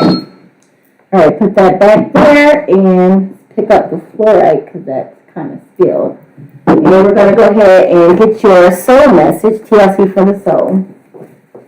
What can we do to have comfort, eternal peace today, and let them know what direction they are currently in? So 1, sweet dreams. I might pull that one. 2, okay, and 3. Let me get 3 from here, I think. Which one? This one or this one? Or should I just do 2? I think, yeah, this one. All right, yeah, we just want to do those 2. Okay, so we have the fields of forgiveness, your soul story, and sweet dreams. I can tell that right off bat is that, you're getting a message that is detailed about forgiveness. Perhaps something happened in the past or something that occurred that you feel like you need forgiveness for, or that you need to forgive somebody for something so that way you can unburden your soul. So one of the things is that one of the most negative emotions that you can feel are guilt and shame. They bring your consciousness down to very low levels and allow negative energy to attract into your life. So if you are having any feelings of guilt or shame, those are fear-based emotions because it's out of the absence of love. Definitely want to make sure that you let go of those things because you have nothing to feel ashamed about, nothing to feel guilty about. Whatever it is that has occurred in the past, it is in the past. Move forward because you do not belong there. You are not the same person there. And if someone has hurt you in the past, also use that same energy to forgive them. And forgiveness isn't for them. Forgiveness is for you so that you're no longer tied to that heavy emotion. And so I'm going to go ahead and read your soul story. It says, this is a moment of expansion. You are being tested. Naturally, you want to be reassured that you are going to flourish before you put your faith into your inspirations. Conversely, the way wisdom is asking you to take a chance by applying all that you've recently learned in all your life studies. Toward the moment of opposition, bring your most valuable lessons, whether or not they stem from love or regret and disappointment. Call upon patience, open-mindedness, and flexibility to aid you in seeing a new perspective in your soul story. An empathetic approach brings harmony, while the sharpness of righteousness can leave a bitter sting. Resist the desire to shrink back, and you will receive a reward for your own magnificence being revealed to you, and with it the proposition of exciting new circumstances. So I can see that your soul is learning to grow and expand and to broaden its horizon, but it needs you to let go of some heavy energy. And so we're going to read the fields of forgiveness. As you journey past resentment now and then stopping only to recognize its desolate surroundings, decide you no longer want to linger on the bumpy road of disappointment. A new way of living will emerge, one that is full of surprises and perfectly timed synchronicities. Set your burdens down. Let go of what delays your progress and welcome in the exchange, the tender but stable roots of new beginnings. Enter the field of forgiveness where enchantment awaits you. And then sweet dreams, I'm going to read that next. And I do feel like even if you don't remember, you are being comforted and healed while you sleep. You are having your ancestors and your spirit guides comfort you in whatever it is that you're going through right now. And they're helping to heal you and teaching you lessons as you sleep. But we're going to go ahead and read sweet dreams. Cozy up to the moment and snuggle into it. Set down whatever needs setting down and enter a state of release through a snooze or sleep. You may have been struggling to keep up with all you've given yourself to do, and nothing more can be done right now. Hand over to the divine everything you have been mulling over. In a state of deep rest, you may receive symbols from your soul that offer solutions to your quandaries. At the very least, you may find that your mind is clearer and your emotions calmer upon waking. Hence, you may see that problems are sometimes best approached by leaving them alone altogether. Give yourself the permission to enter into the pleasantness of nap time and lovely dreams. And so I hope that offers you some clarity about your soul's direction. Right now, your soul in your spiritual journey is really focusing on healing, renewal, letting go of heavy energy so that your soul can expand. Your soul wants you to, let go of the hurt and pain from the past, whether it's hurt and pain that you caused or hurt and pain that somebody caused you. So that way you will be able to heal and move forward. And I'm so sorry that your dreams were exhausting, but it's also letting me know that you are letting go of heavy energies within that dream state. Because the dream state, I truly believe, is just another dimension and place of renewal and lessons and other states of being. And so I'm going to look some more into that, how your soul journey is going. And then I'm also going to do a blind spot oracle to see like what you may not be seeing that is blocking you from moving forward. So we're just going to do a couple cards from tarot. Yeah, okay, so definitely I can see that your greatest desire, and it landed right on forgiveness, is to let go of the heavy energy that is purging you. Oh, wow, yep. Oh, I'm sorry that you waking up in a sweat, but that's definitely your spirit guides. Like, you may not remember your dreams, but definitely your spirit guides and your ancestors and things trying to help you heal. And it might be safer for you to heal in that state than healing, while you were awake, or it may be too burdensome. So that's probably why you're doing a lot of healing, when you're sleeping. But yeah, they definitely see that your greatest desire is to heal right now. Your greatest desire is for soul expansion, and it's going to happen for you as soon as you continue to stay in this hermit mode. Like, now is not a time for entering into new relationships, new commitments, or focusing your energy into others. Now is the time to go within, focus your energy on yourself so that you can get the soul expansion that you are, wanting. Like right now, don't focus it into other relationships. You need all that energy for yourself, because it's like, you see how this person is meeting this other person at the water. So I feel like that's you and your higher self exchanging energies. So the higher self would be the one in the water, and you're not necessarily your lower self, but your physical state of self, which is on the earth, which is land, so it's more grounded. And water is more emotional and spiritual. And I see that as you guys at this meeting place, where you're exchanging energy, exchanging knowledge, uplifting, and encouraging one another, so that way you can get to the next state of expansion. And I'm going to look into seeing, let's see, you know what? This card was facing up, so I'm going to go ahead and take this card. So this card right here is from our TLC Soul deck, but it was just facing up, and all my other cards are facing down. So I feel like it's a message for you. So I'm going to go ahead and read it. It's called Nourishment. It says, are you tempted to rush from one thing to another out of breath and underfed? At times, the body is the most demanding task when there is simply too little nourishment. Hunger must be satiated, thirst quenched. Life is lived through its incarnate sacred body. Your purpose can be known only through the clarity of awareness you experience when your basic outer needs are met. Your inner beauty can be more easily felt when you have been nourished with care. Okay? Alright, so I'm going to see the blind spot oracle. This deck can sometimes bring harsh truths to reality, but I really like this deck because it's designed to help you see what you currently, do not see. So let's go ahead and pull it out and see what we got here. And since this deck requires using a lot of energy, I'm going to go ahead and cleanse it. Alright, so we got Blind Spots Oracle here, and we are going to pull one card. What is the biggest thing that eternal peace doesn't see that they need to see in order to move forward in their soul's expansion?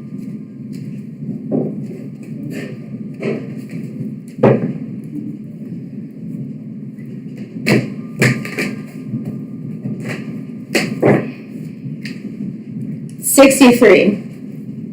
All right, so 63 symbol looks like this. And I'm going to read what it's about.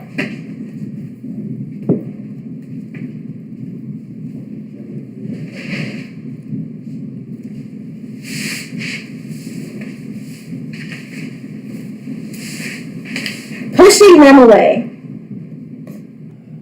If you have drawn this sigil, in this situation, you are pushing someone or something away that you shouldn't. Are you pushing someone away so you can avoid the pain of them pushing you away? Are you pushing away their help? Are you pushing away their love? Are you rejecting someone? Are you demonstrating your disapproval towards someone? Are you being dismissive, minimizing, or unloving in some way to them? Are you denying something? Have you disowned something or someone from being a part of yourself? Are you telling yourself that someone can't see, hear, feel, or understand you? Are you maintaining a self-concept of being different from and apart from others? Are you telling yourself a story about something that is causing you to push it away? If you have drawn the sigil, you may need intimacy, but you are terrified of it. Intimacy can be broken down into a 3-word phrase. Into, me, see. First and foremost, intimacy is to see into another so as to deeply connect. But intimacy goes beyond just seeing someone. Intimacy is seeing into, feeling into, and listening into, and perceiving and understanding someone. To have genuine intimacy with someone, we have to be willing to commit to becoming an expert on them. You may be terrified that intimacy is going to lead to something that feels bad. For example, we may be terrified that if we let someone really see the truth of us, they will not tolerate it or accept it. If they know the truth of us, they may use it against us later. If they know our weaknesses or vulnerabilities, they can capitalize on them to our detriment, and conversely for their own best interests. If they know what we really want, they can use that to leverage control on us. If they give us closeness, we may feel obligated to make them happy, and in return, which is a kind of indebtedness. And consequently, we feel lost of freedom as a result. If they find out things about us that they might judge or feel bad or wrong, they might increase our feelings of shame or even abandon or reject us. If we let them in, we might find a way to engulf us completely so that we do not even have ourselves at all. It may be wise to spend some time imagining being completely close to someone and having no distance between yourself and another person so they can see, feel, hear, and understand you and be permanently linked to you, to see what deep imprint of fear arises in us all as a result. The sigil is asking you to look at what you are pushing away in the situation and why.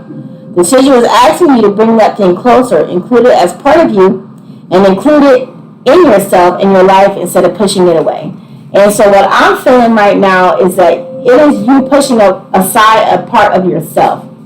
It's like maybe you're pushing away the shadow side of you, because you're in this mission to be like this great altruistic person. And I feel like, that there needs to be balance in everything, just like yin and yang. There can be no darkness without light. There's no good without bad, because you won't be able to distinguish, the different realities. And you need both. You can't have growth and beauty without destruction, right? And so I believe that you're pushing away an aspect of yourself, which is causing you to have, these very, vivid or deep dreams, which is causing you to, have this turmoil and causing you to question, like, why you're feeling stuck within your spiritual growth. Is because you have to accept all aspects of yourself.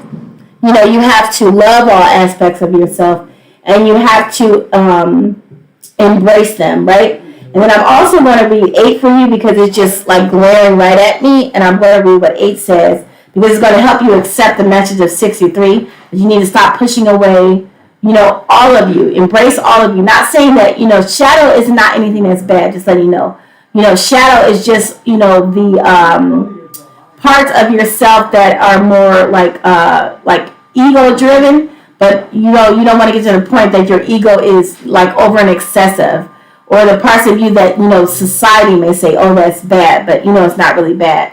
It's just, part of you because if you think about it, Peter Pan, wasn't his whole self until they, fixed their shadow to themselves.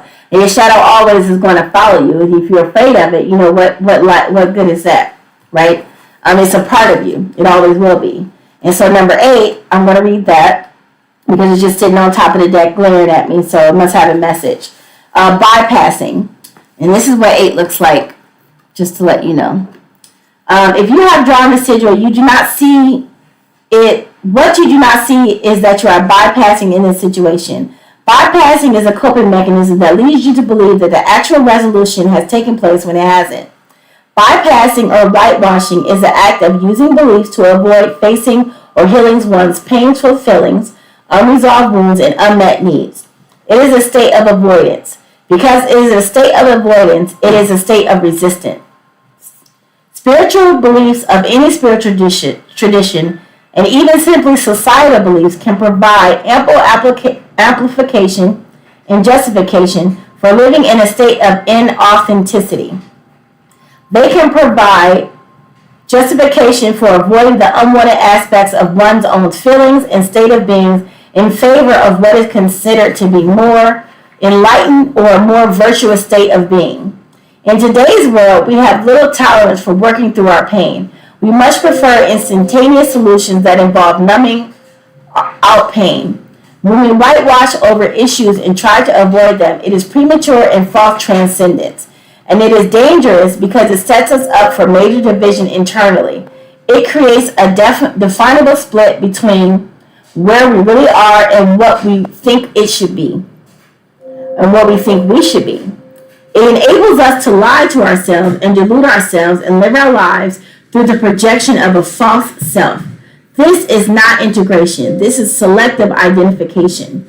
When we have been hurt, we so often suppress, deny, and disown the part of us that feels those raw, unresolved feelings and identify with the coping part of ourselves that is beyond it all.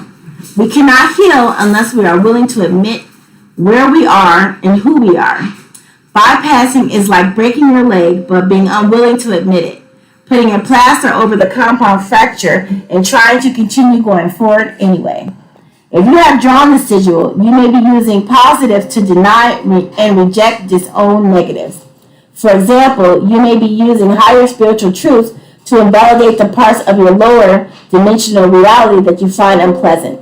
You may be convinced you are somewhere you are not. Ask yourself these questions. In this situation, am I avoiding the fact that I feel like I am deficient and not good enough or bad by creating a persona of a spiritually transcendent person? Am I using certain beliefs to avoid my pain or problems? Do I feel like the spiritual me is different from the embodied me? Am I using a belief to justify an insecurity within myself? Am I using spirituality or anything else for that matter to avoid looking at things in my reality that I would rather think didn't exist? And so that is the message for you as far as with your soul's growth. And I hope that, really helps, for you. And, I do believe that, like, right now, I know that you're a really great person and you want to be, really high spiritually and you want to be, do all these wonderful and great things for the world, but you have to go within and heal yourself and accept your full self in order to move forward and for your soul's expansion. And that's why you're having, issues in the dream world, is because it's a tough pill to swallow these lessons, but you have to learn these lessons in order to expand. So I really hope that helps you, eternal peace.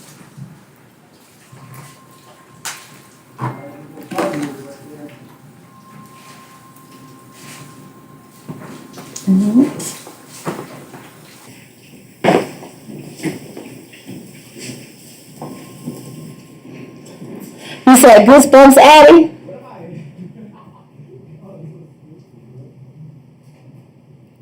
Oh, that's interesting, listening to swans on YouTube. That's cool.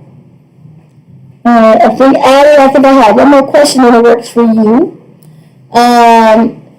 Did your little sister feel like you are controlling their life? Oh, you're welcome.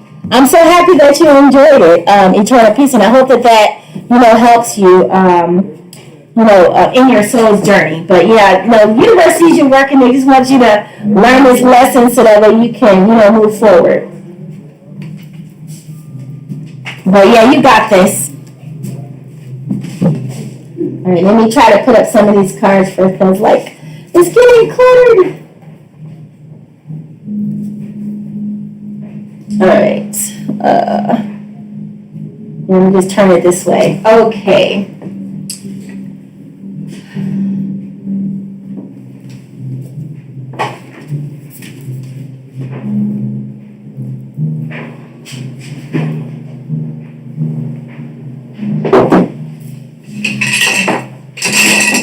Okay.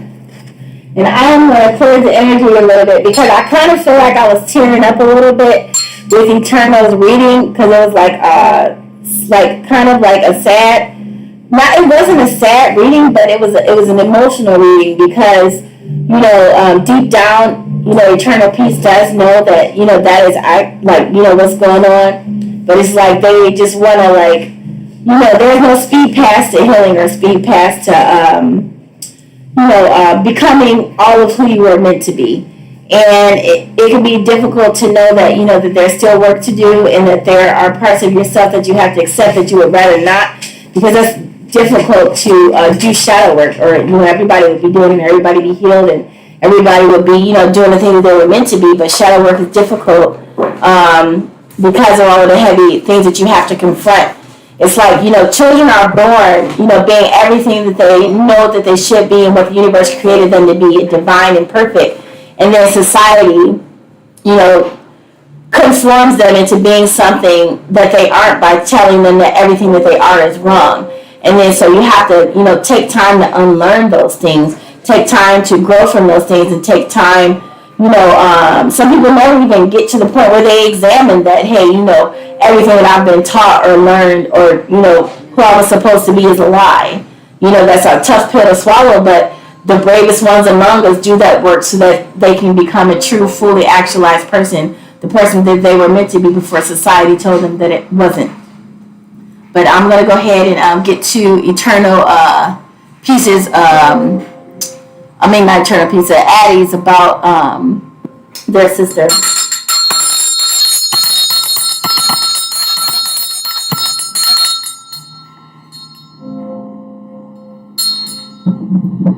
Does Addie's little sister feel like that they are trying to control their life? The first thing I'm going to say is no. They might give you a tough time about it, but they know that everything that you're telling them is, for their best interest, and then they love you for it. But they might give you a tough time about it, but no, they don't think you're trying to control their life. They genuinely think that you're trying to, do what's best for them, and then also have them not make what you feel like are the same mistakes that you may have made in your life. But let's look into it, Addie's sister. Yeah, they're also a little sad about you leaving soon. They feel like things will be, different. Let's see. They do feel like, the talks that you guys have or whatever is burdensome to them, and they don't want to hear it, especially anything that you would say about, any males or any, masculine energy that they date or whatever. It's like they don't want to hear it, but it's like deep down they know that you're right. They know that the things that you're telling them that is good for them. They do have a very high view of you. They love you a lot. They see you as, this beautiful person with everything going good for them in their lives. They're proud of you and they look up to you. They want to be like you. But it's just like they, let me clarify this King of Pentacles reverse. I want to see what's more about that. Yeah, it's like they don't like you talking about their relationships. They don't want to hear it. They feel like that, you see them like as little kids still, and that, you're not seeing them as, growing up like that they are. And they don't want you or your opinions to, trap them, but they don't think you're trying to control them. They just don't want to hear it, and they think that you think that you know what's best for them, but they feel like that they also want you to trust them to make their own decisions. Yeah, so that's what's going on with your little sister.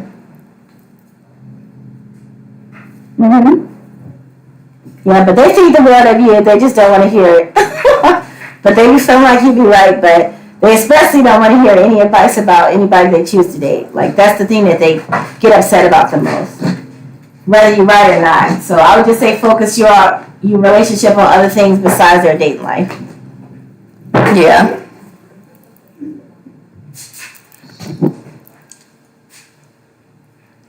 I'm so glad you enjoyed your reading, Eternal Peace.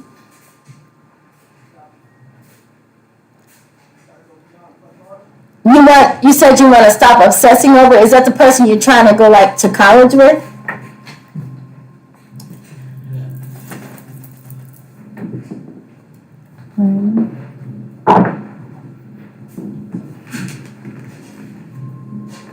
How can you stop obsessing over them? First thing I see is get busy and pour into your own cup. That's what I see right there. Let me get the sacred self-care deck. Let me get that one.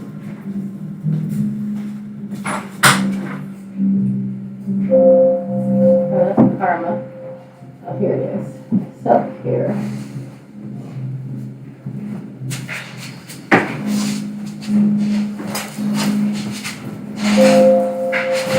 Okay. So since it told me to tell you pour into your own cup, I'm going to look at the self-care oracle, which is this deck right here. I have a lot of decks, as you can see. Yeah. Like I said, I've been doing this for a while, but just new to online. Alright, so how can Addie stop obsessing and focus on themselves? Oh, first thing I got right here is drink tea, take a walk, use your hands, energy work, focusing on family and entertainment. So like I said before, keeping yourself busy, pouring into your own cup, take a chill pill, drink some tea, take walks in nature, and get a hobby. And also do some energy work on balancing your chakras. Maybe do some yoga, listen to some healing sounds. Try to connect more with nature and just spend time with, nothing wrong with having a little entertainment sometimes. Like watch a couple movies. If you got a cat or a dog, give them a little cuddle. Do things like that. Distract yourself. That's the best way. Because if you got other things to occupy your mind, you will not be obsessed about somebody else.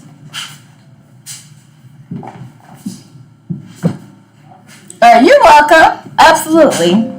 I'm glad I was able to answer your questions and give you some entertainment today, Addie.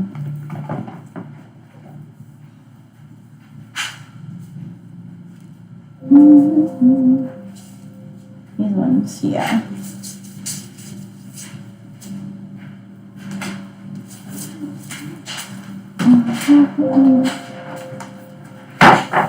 Try to straighten up some of these decks.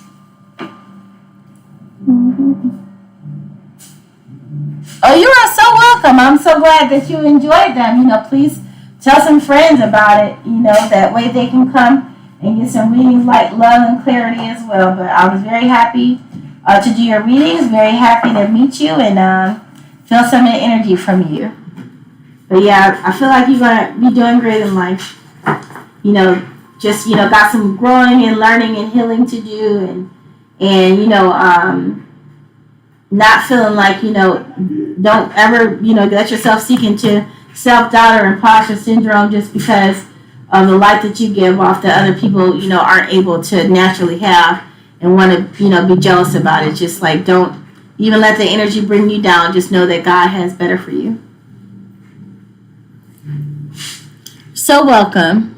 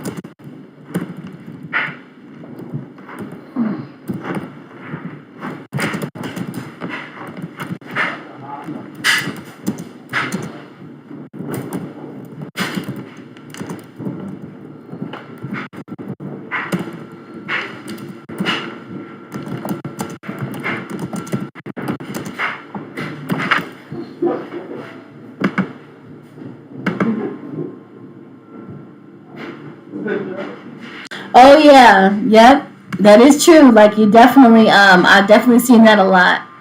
I've had to deal with that a lot too. I don't even really bother with that too much, like dealing with too many friends because it pulls down my energy. But I'm praying that one day God will send me good people in my life to be friends. But for now, I'm good chilling by myself.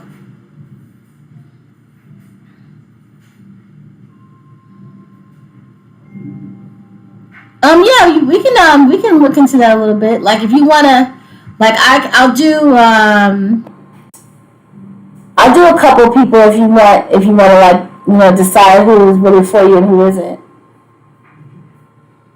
But I don't want you to go into friendships and stuff tomorrow or today because of it.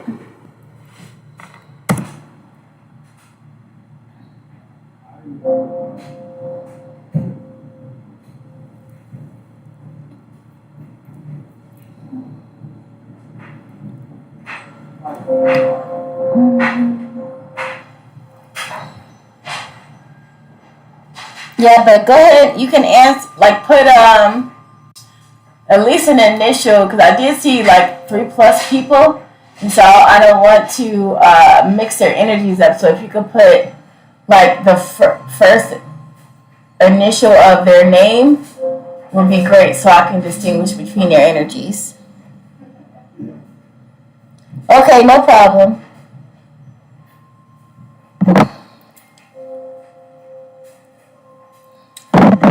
Maybe I can have a cookie.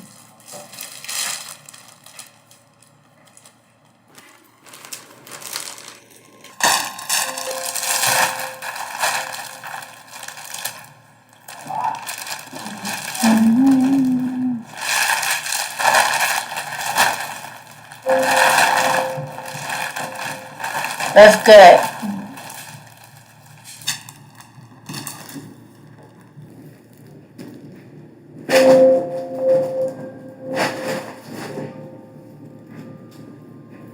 Because like life and fate are like a river. One little action can change things, and so it's best to like give things time and see, because people change all the time.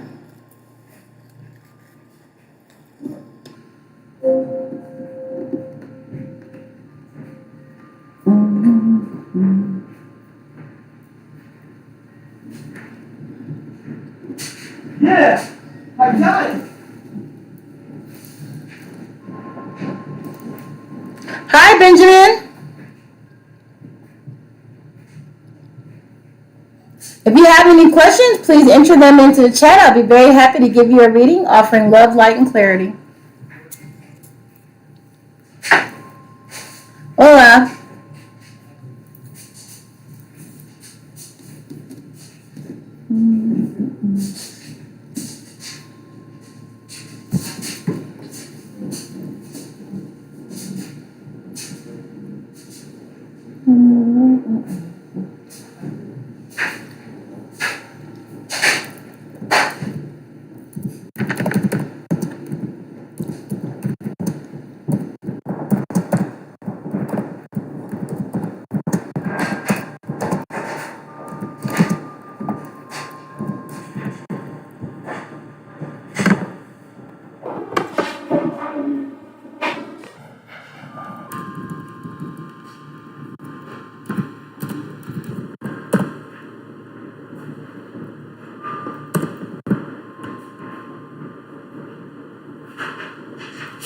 Okay, no worries. Glad you're back, Addie.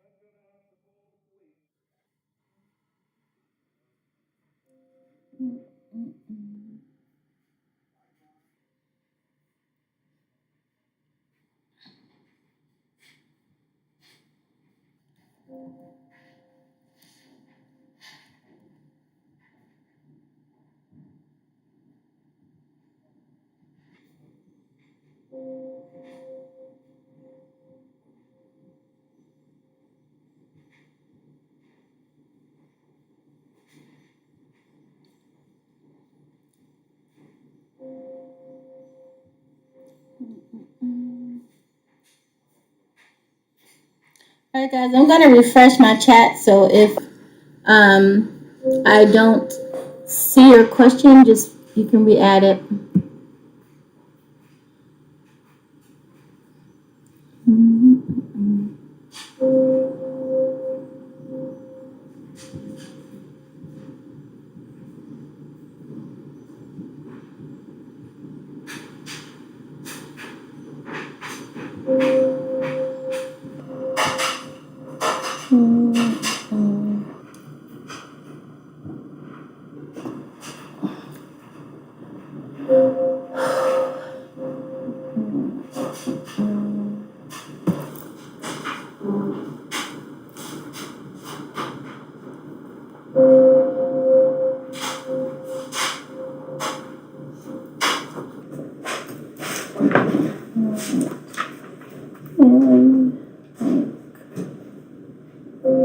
Yes, it's refreshed.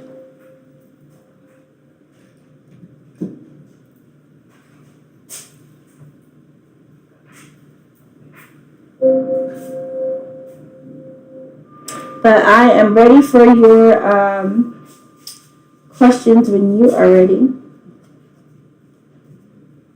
Okay.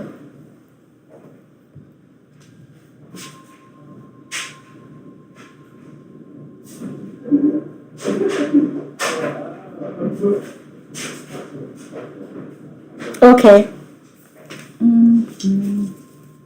So I'm going to.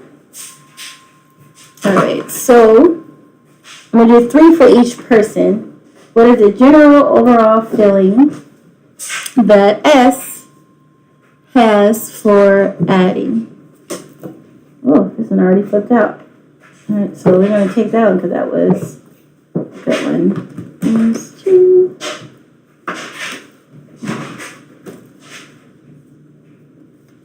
3, 4.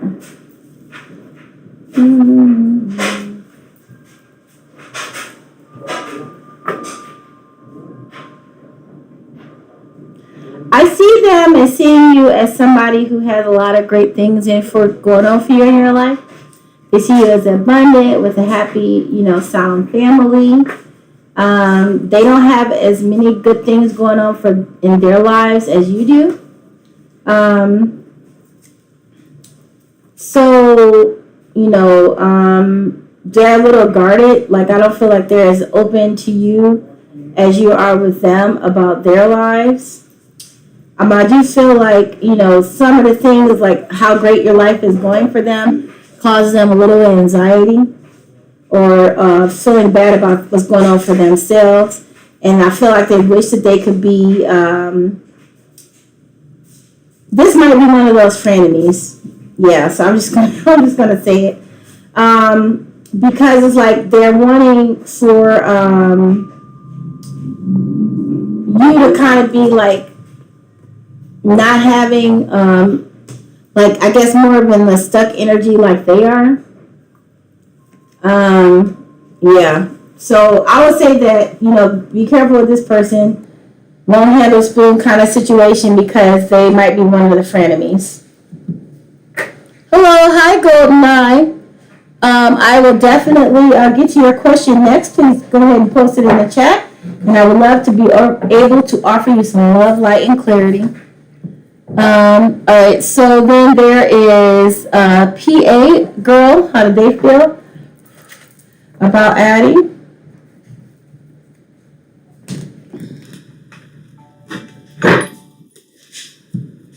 Oh, thank you, Goldeneye, for following.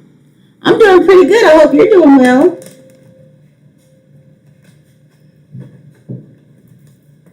Thank you for joining us today. For Addie, how do they feel?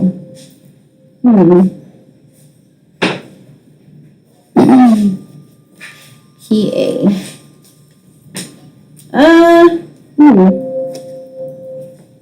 Yeah, this is another person that who, has more of a lack mentality. They got a lot of hurt and pain going on in their lives. I would say, with the people that you hang out with, try not to you may not see it as a brag. You may see it as you just talking about your life and what's going on for you and expecting them to be happy about it. But that's not really the reality of it because they don't have a lot going on for them in their lives. And so, they may love you, they may care about you, or they may have good positive feelings for you. But because of what's going on in their personal lives, and they see you as not having as much going on as them, or having, things that are happening for you, lucky things, full love, great family, things like that, it causes them to feel like their own lives have lack in it. So let's see if they have any bad intentions for you.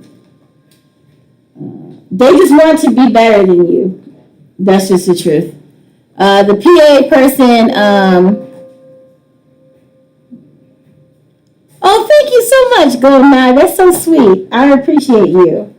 Yeah, I'm definitely happy to, help out in any way that I can. Like my field is in healthcare, but right now I'm working in education, and but I always just try to help people. That's always been something that's been, very important to me. So I really appreciate that. Thank you so much. Let's see, for D the girl, how do they feel about Addie? And if you have a question, I'd love to answer it, so you can put it in the chat, Goldeneye. So what is this? D the girl. How does D the girl feel about Addie? 2, 3, 4, 5.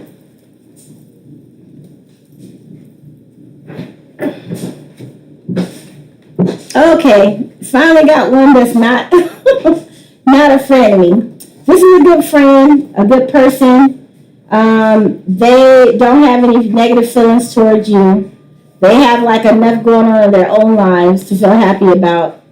And they feel like you're a great person, that you have a lot of good things going on for you, and that they're happy for you. Like anytime that you share something about yourself, they're happy for you. So this is a good friend. The person that's D. All right. Okay. Yes, exactly, Goldeneye, for sure.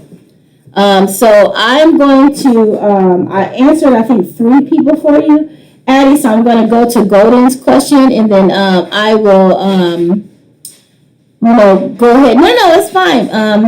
Me and Addie have been, with each other for quite some time today, and so I've just been answering whatever inquiry that they had, so she's very understanding when new people jump in that I answer their questions too, so I can be accommodating to everybody.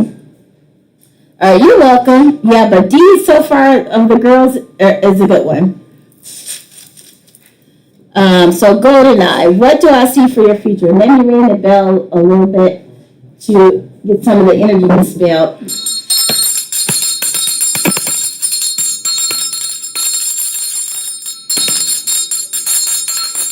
And I think I'm also going to use the mermaid deck, which is right here. Okay. Close it a little bit. Okay, I want to do the next 3 to 6 months for GoldenEye. Actually, 3 months. It's telling me 3 months. I'm going to do 3 months. For GoldenEye, what do we see for their future? What is in their future? The next 3 months for GoldenEye. Two.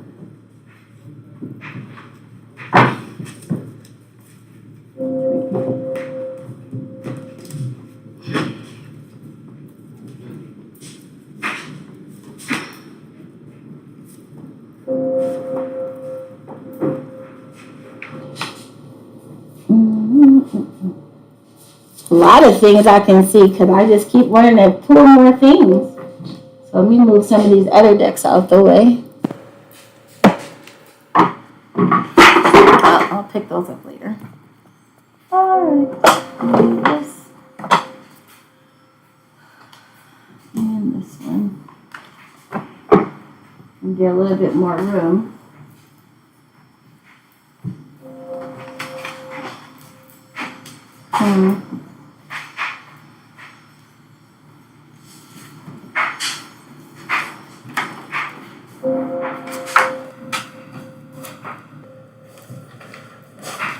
Okay, so I'm going to try to, these are a lot of cards, but I'm trying to hook some of them up so you can see because I feel like it's a good thing for you to kind of see what this energy is. So I'm hoping that they all show up. See if I could turn it a little bit more this way. Yeah, okay. So what I can tell you right now is that you've been going through a lot of mental anguish lately. And I'm seeing that that's coming to an end. It's like you're about to release some of those burdens that you have been having because you're ready for a new beginning in your life. You're, wanting more stability, letting go of feelings of lack and depression. It's like, so you see how the Ten of Wands was a burden, and the Ten of Swords is, somebody that's in a lot of pain, but yours is reversed, which is letting you know that you are releasing that pain and releasing your burdens, which is going to allow you to come into this new beginning for GoldenEye. I'm also getting the Five of Swords, which is conflict. That's also coming up reversed. So I'm just seeing that you are in a mood and mindset for healing in your life. So I do see that happening for you in the next 3 months. And it's because of your own actions and what you're choosing to do. It's like you're choosing and fighting for this new beginning. And when I say fighting, I don't mean fighting as in like, you're conflicting with it. Just like you made up in your mind that, this is no longer going to be the state that you're in. You're no longer going to have this heavy energy. You're no longer going to having feelings of lack. Sitting in that pain, you're learning to release them and let it go. It's like you may not have known like how you was going to get to this point, but you decided to take action towards what you wanted.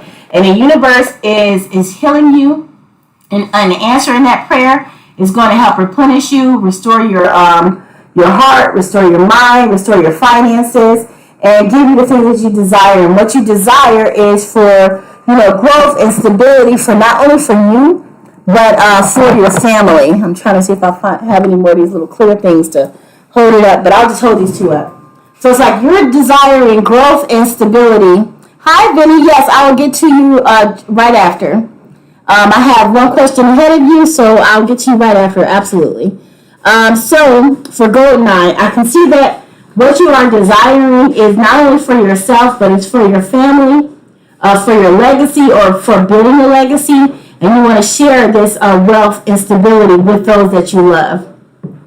And this happiness, and it's like once the people that you love see you heal, see you get better, see you attract more abundance into your life, they are going to also, it's going to be like a trickle down effect with blessings and growth and opportunity and love. So I do see the next 3 months a lot better for you, coming out of this mental anguish that you're currently in, having this new beginning because it's something that you fought for and something that you wanted, and the universe has heard you, and they will be answering your call. And I can see that in the future you're going to make more logical decisions, not based so much on your heart decisions. And it's not that having a more heartfelt decision is a bad thing. It's just that sometimes everybody doesn't deserve all of the good and love that you pour out. You have to be more discerning with that type of energy, because some people take advantage of the helpers and the lovers and the people that give selflessly in the world. And the people that are true and good without pretenses, they take advantage of their energy. So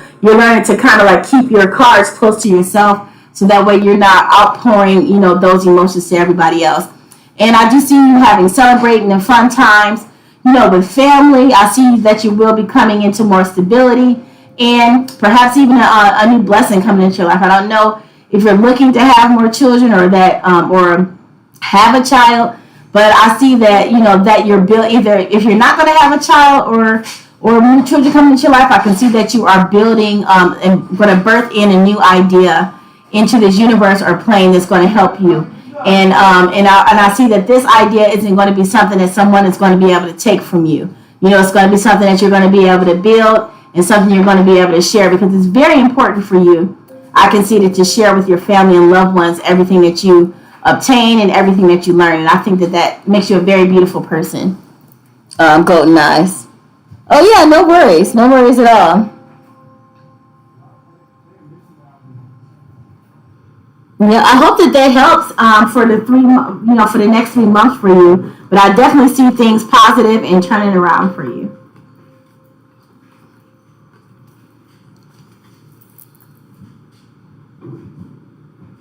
Oh yeah, I'm so happy that it's accurate for you. Yeah, Mom, I am a multi-generational psychic. It runs in my family on my mother's side. Oh wow, yep. So if you're considering having a baby, definitely I think that you should, because that's a baby wanting to be born. I can see that. And look, I just pulled that right there. You see that little kid right there? Let me see if I can get into the camera view. Yeah, you see the little kid right there is going to be a gift to you and your spouse. You see that rainbow, and the gift right from the heart is going to be someone after your own heart. Yeah. Nope. The universe is going to bless you with the abundance that you need to take care of that baby. So don't even worry about it. And that baby is going to be a blessing to you.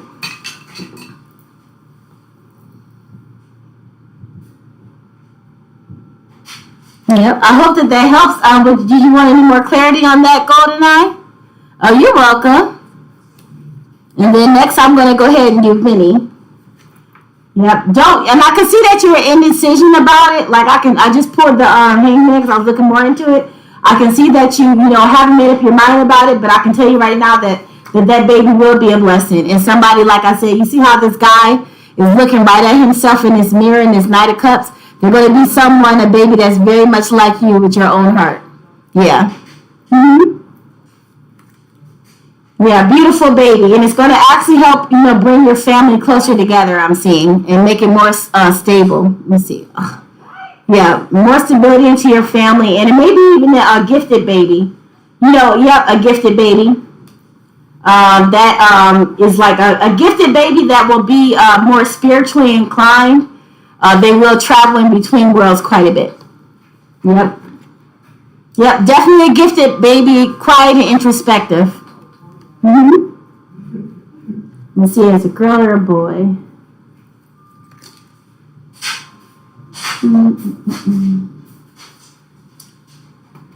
Ten of Cups, Chariot, World. I think it's gonna be a little girl. I know you didn't ask that. I think you guys like to be surprised, but I feel like it might be a little girl, and it's gonna make your guys' life complete. Yeah, yeah, little girl.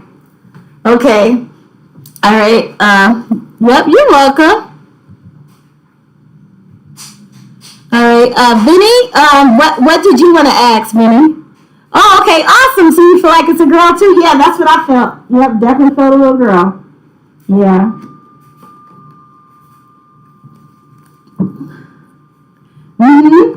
Yes, congratulations indeed. Oh, yep. There you go. Yep, definitely a little girl. Well, yeah, they're just saying congratulations in the future. Yeah, Ace of Cups right there. Oh, there we go. I'm trying to find the camera view is what I'm doing. Yeah. Okay, so you want to know if your situationship will blossom into a relationship because it's interfering with your career. Okay, let's see. Yeah, definitely. Let me take a look into that. I'm having happy tears for you, just to let you know, GoldenEye.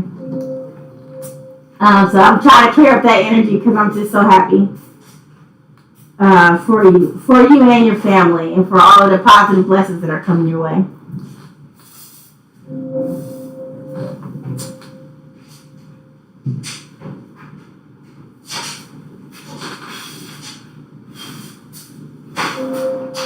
All right. I'm cleansing myself, and I'm gonna cleanse the deck. All right. Okay, for Vinny, in a situationship, does this relationship have a future that will result in a long-term commitment? I think that's what we are wanting to know. For that one.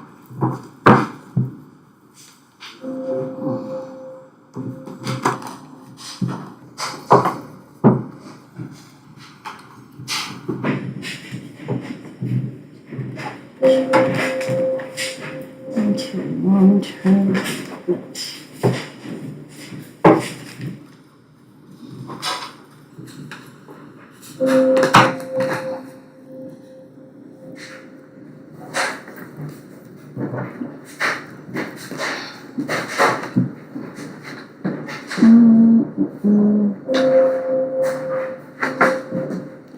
Okay, so I'm going to say, and I hope this doesn't make you sad or anything, but I'm going to say no. I don't see it resulting into a long-term commitment.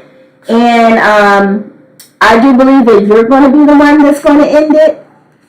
Because you do, like, like you said, it is interfering with your career. I do believe that you feel like this person, has all of the qualities that you want in a long-term relationship. But, like, I feel like that it's not going to go anywhere because maybe they're not available in that way. Not saying that they're in a relationship with somebody else. They could be.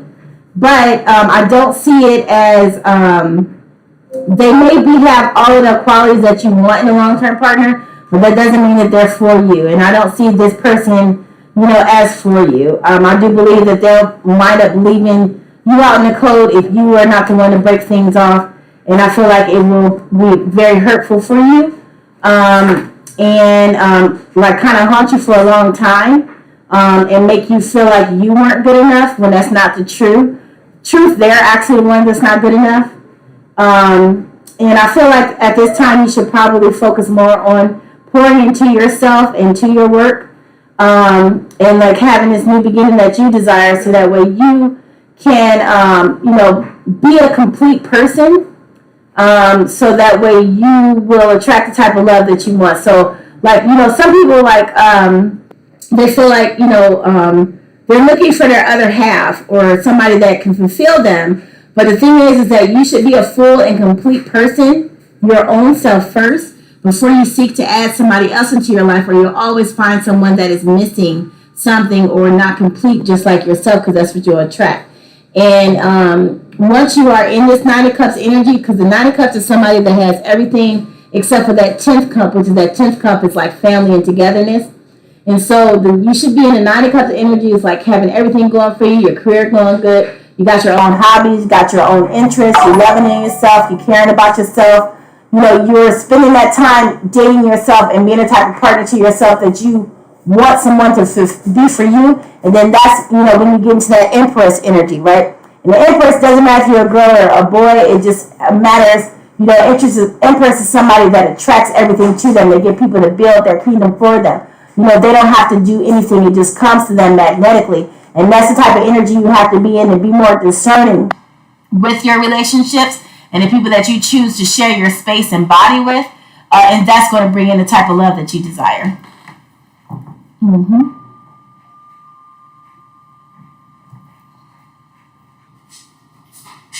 If you have a girl, do I want to suggest a name? Oh, that's so beautiful. Let me think about it, because that's a really big thing, but let's see.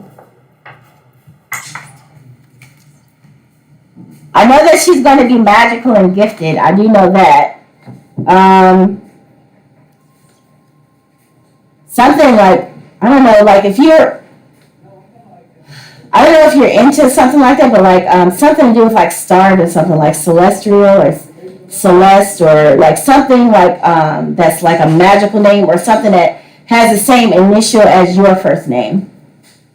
Celestial or celestial. I think that's something really beautiful. Something like more of like a magical, not like a regular name, but something like more like with a magical hue to it because they will be a very gifted spiritually child.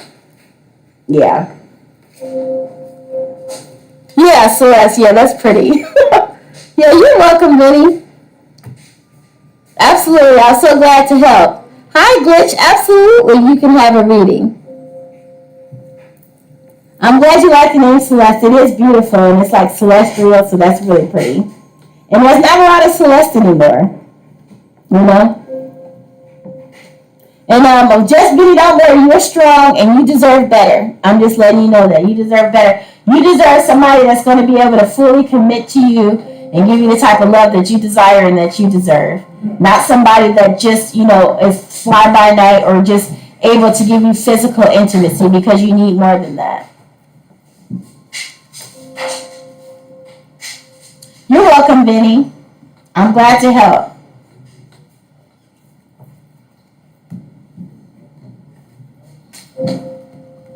All right, Glitch, go ahead and enter in your question in the chat, and I'll be very happy to help. And Addie, I haven't forgot about you either. Celestia is pretty too.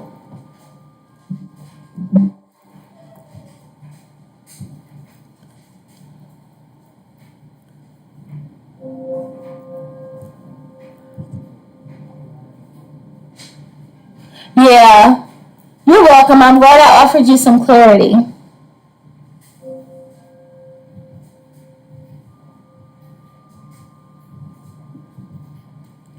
And while I'm waiting on, while I'm waiting on Glitch's question, you can enter it in the chat. I'm going to go ahead back up to Addie's questions. So we're going to look at V Guy. How do they feel about you, Addie? Oh, that would be so amazing. I would love to hear that. Definitely. Definitely. I would love to hear that. Congratulations to you so much.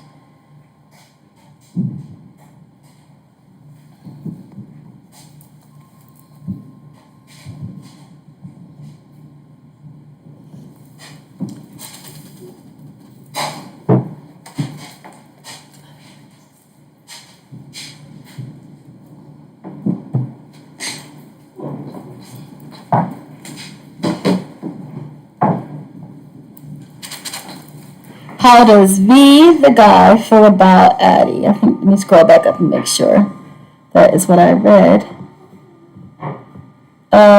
V guy and then Vi guy. So let's do V guy first. Cleanse the deck a little bit. How does the V guy feel about Addie? Pull it right out. It says.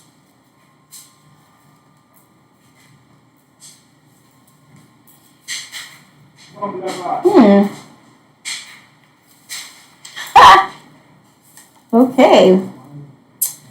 I think you might not believe this, but I'm thinking that the V guy might have a crush on you, Addie. Even if you feel like that's somebody that, wouldn't be interested in you that way because of the type of relationship y'all have. I see them as, they have a crush on you, Addie. And they will not probably not let you know that, but yeah, they do.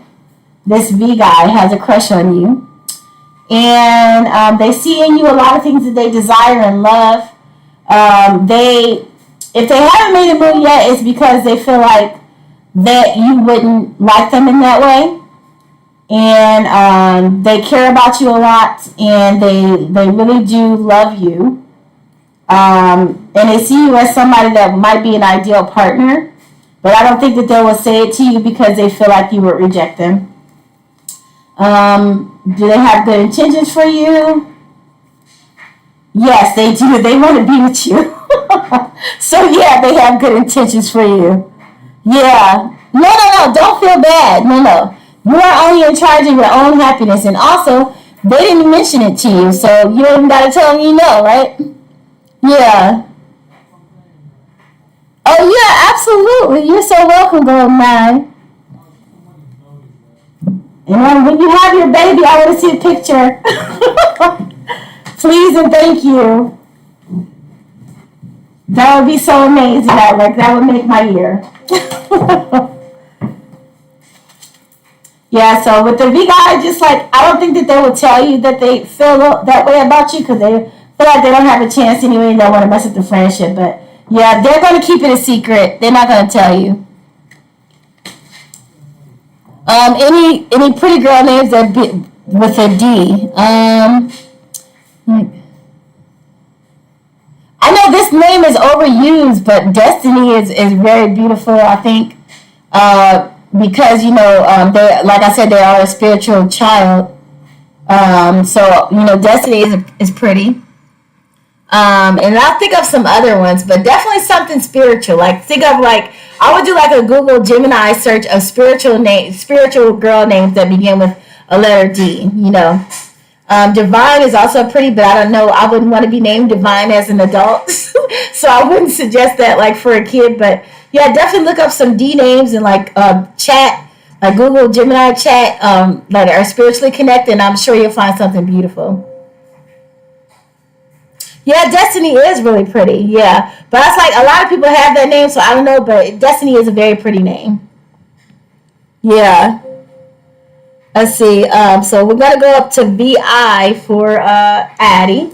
How does VI, the guy, feel about Addie? But yeah, Addie, you don't have to be with anybody you don't want to be with. They're not going to mention it anyway. But just know that they are a genuine friend to you. So how does VI feel? VI. I don't know why they're feeling like they need to be on guard with you, but let's look into it.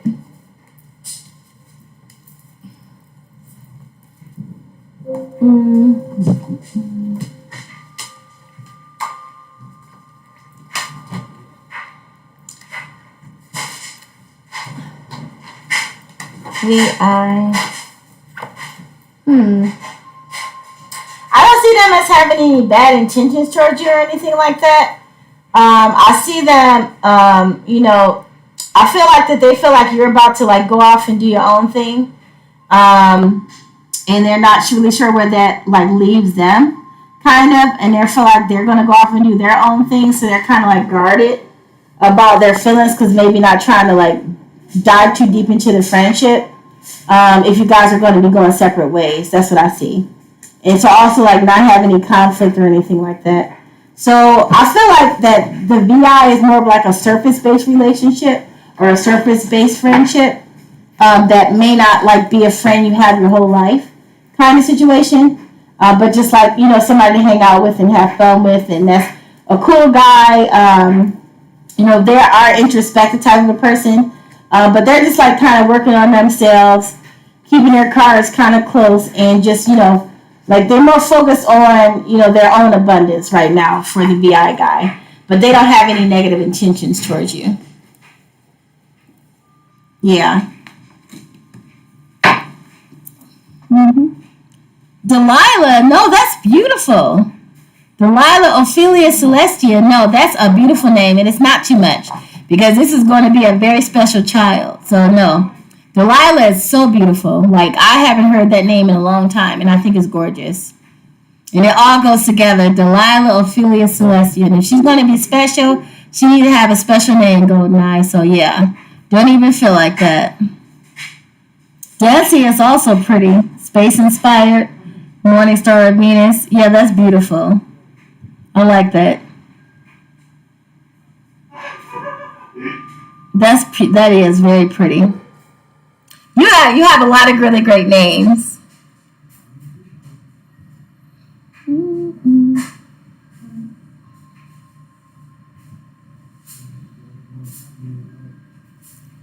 I don't know your heritage, but I do see them as having a dusty blonde or light brown hair, the baby, chubby cheeks, and just really sweet, very introspective, smart baby. And I'm seeing him at about 2 years old. Yeah. Yeah, yeah. Oh, that's why I see that. Yep. Yeah, they're gonna be more on the pale side, just so you know, like not pale like or fair skinned, I would say. Yeah. But yeah, that's what I see. Yeah. Yeah. Yeah, they will be straighter hair. Yeah. Like yeah, like kind of wispy type hair. Um, Big beautiful like brown eyes, like hazily brown eyes. Yeah. But no, I see them, and they're also like going to be a type of kid that likes to pray and talk to the universe all the time. Like you'll always see him kind of staring out the window. Like I don't know why. Like yeah, I don't like. Okay, so I'll explain that I'm also a medium, and so I see like spirits in different states when they want to show themselves to me. But I can see them like you sitting on a bed with them and them sitting on a bed, and they're like asking you about the stars and stuff, and they wanted to pray. Yeah, that's what I see. Like looking out this window. And I don't know if you live in a rural area or if you're going to be moving to a rural area, but I see you at a place with them where you can look at the stars a lot. Like it's going to be like clear skies. Yeah. Hello, Yusra. Yeah. Yep. That's because her soul is calling to you. Yeah. Because they want to be here. Yep. Okay, that's what it is. Yep. Like a place where you can see a lot of stars is where I see it. Yep. That's what I see them looking at.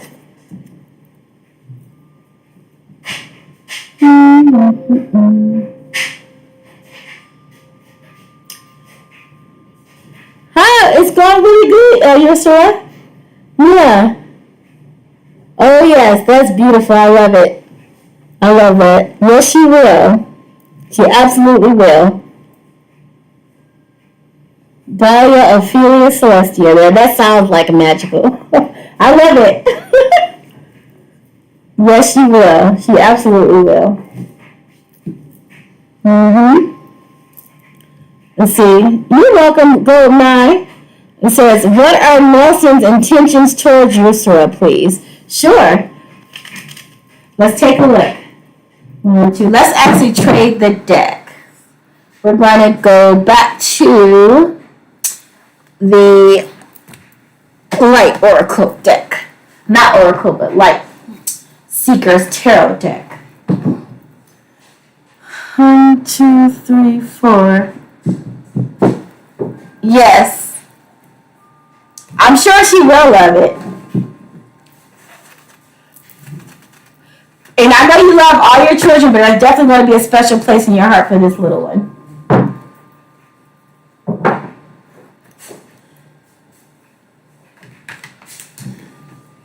Alright, so for Yusra, what are Nelson's intentions towards Yusra? Thank you so much. Hi, Murphy. Thank you so much, guys, for liking and subscribing. It helps me with, grow my content and be able to spread messages out to everyone. I'm on YouTube, TikTok, and Twitch. All right, so let's see. For Yusra and what was the person's name? Nelson's. What are Nelson's intentions for Yusra? I hope I'm enunciating that correctly. Yusra. I don't know. I'm sorry. I'm like not the best with name enunciations. What are their intentions towards Norsa? All right. Where are their intentions? Pull that one out. What's up with this Nelson dude? I don't know about them. We're going to see when we flip around. Because I'm not liking the energy so far. But we're going to see. I don't know why I don't like the energy, but I'm going to flip around. Oh, yep. See, I got this. That doesn't mean death. Just letting you know. It just means, yeah. Yeah.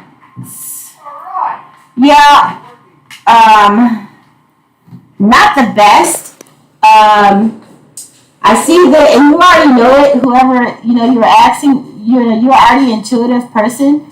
You already know, that they don't have like the best intentions toward this person. It's like they're a person that kind of promises somebody the world and doesn't deliver. Like they're a person that, shows like they're like get hot and cold with their emotions. Like they'll show like, and you already know, which is why you're on guard, right? They're the type of person that, acts like that they love, put all this love in. It's not really their genuine love efforts, but they're a love and leaving type. They are very good, intimately, if you know what I mean. And they use that type of prowess to kind of like get people wrapped up in their web, so to speak.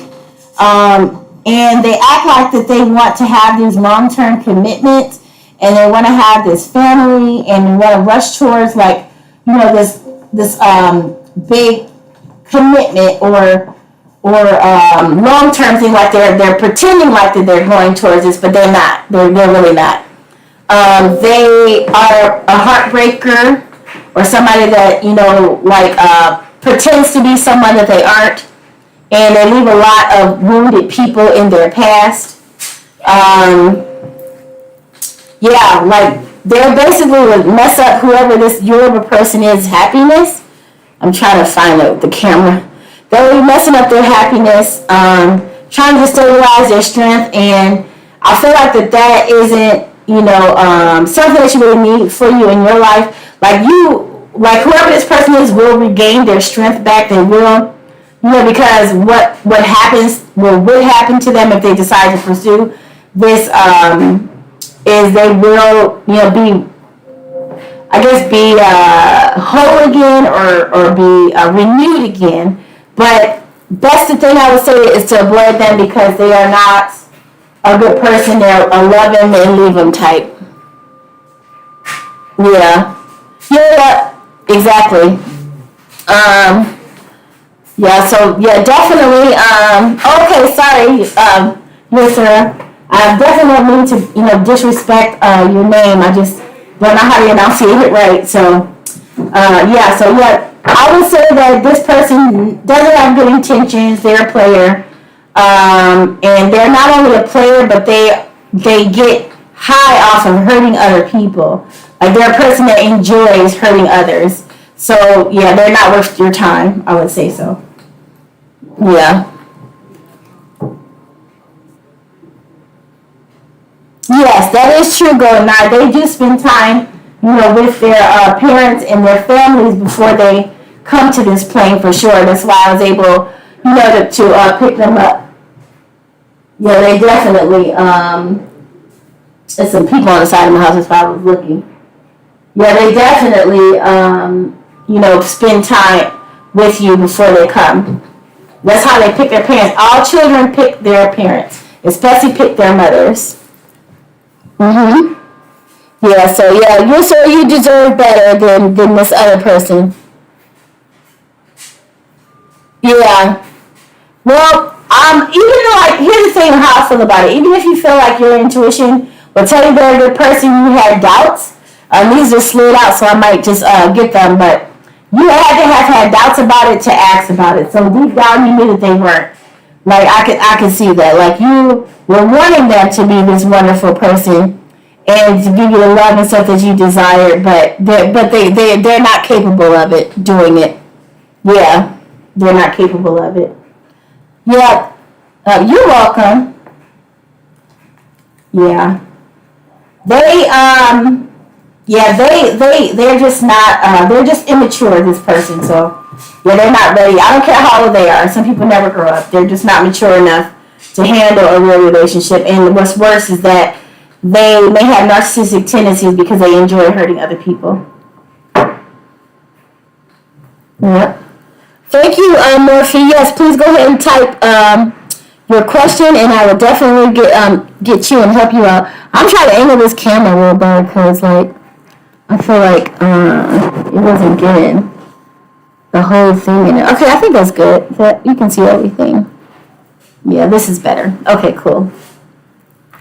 Is there a potential with you and Chandler? Will you be in a romantic relationship with each other in the future? All right. Is there a potential with you and Tanvir? All right, let's see. I want to pull up the romance angels for you, and then we'll also do some tarot. And I think I want to do some true love reading too, just to see. And the romance angels, our oracle deck look like this, and then the true love reading decks looks like this. And just in case you want to like look at these cards in the future, but do you guys? Is there a potential for you and Tanvir? Morphe. Let me ring the bell a little bit to cleanse my own energy. Alright, and cleanse the deck.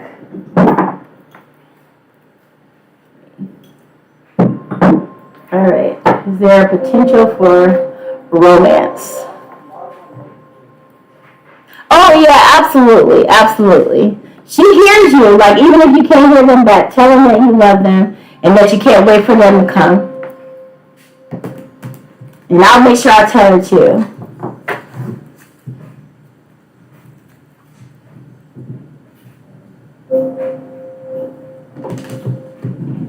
Oh, if your mother is still here, or your partner's mother is still here, she visits them too, or either she's with them too. And I think they call them, I heard the word booby. I don't know if that means anything to you, but yeah, that's what they call their grandmother. Yeah. Yeah. I don't know what that was about, but they are excited to either meet with them or they're with them for Goldeneye. Alright, and for Morphe, I'm going to go ahead and look into that. Is there a potential will you and Tanvir be in a romantic relationship with each other or the future? Okay, does Morphe and Tanvir. So you don't want to flee. I'm sure you're looking for something more substantial, right? So I'm going to look into that. Morphe and Tanvir. Morphe and Tanvir. Is there a future for Morphe and Tanvir?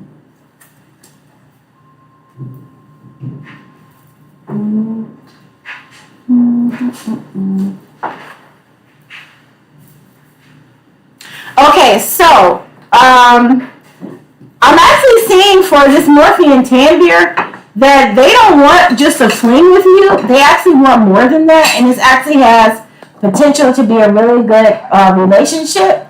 But both of you guys have to work on yourselves and cleansing the energy from your past exes, because I don't know if it's you or them, but one of you guys hasn't completely moved on from your ex, and also one of you guys are really trying to like get your finances together before you commit to a relationship, because one of you guys might be in the wanting to settle down phase of your life, but you feel like your finances aren't, how they could be.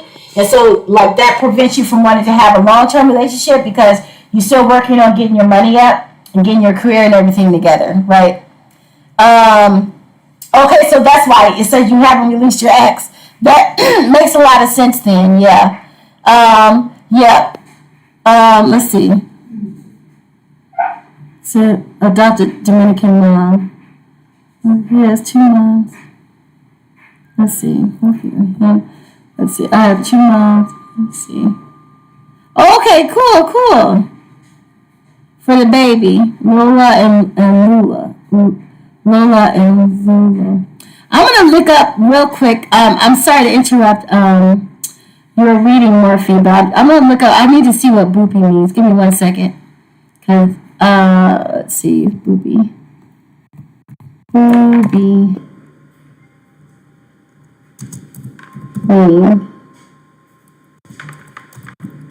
Latin, since it's Latin.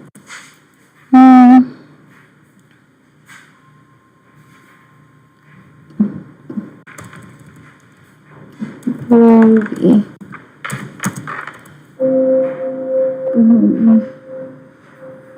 Mama.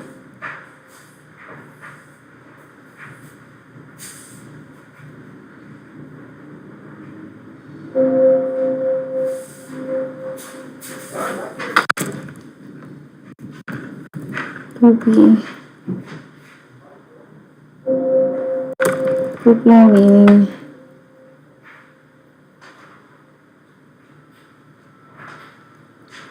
P-I-E.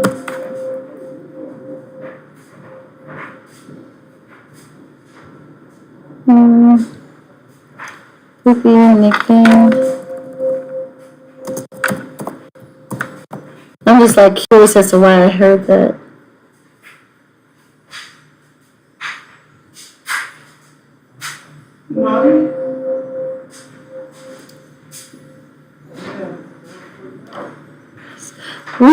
I couldn't find like what it means in particular, but I know that it means breast, and I don't know if that means nourishment. So maybe that's what they were talking about. I'm not sure.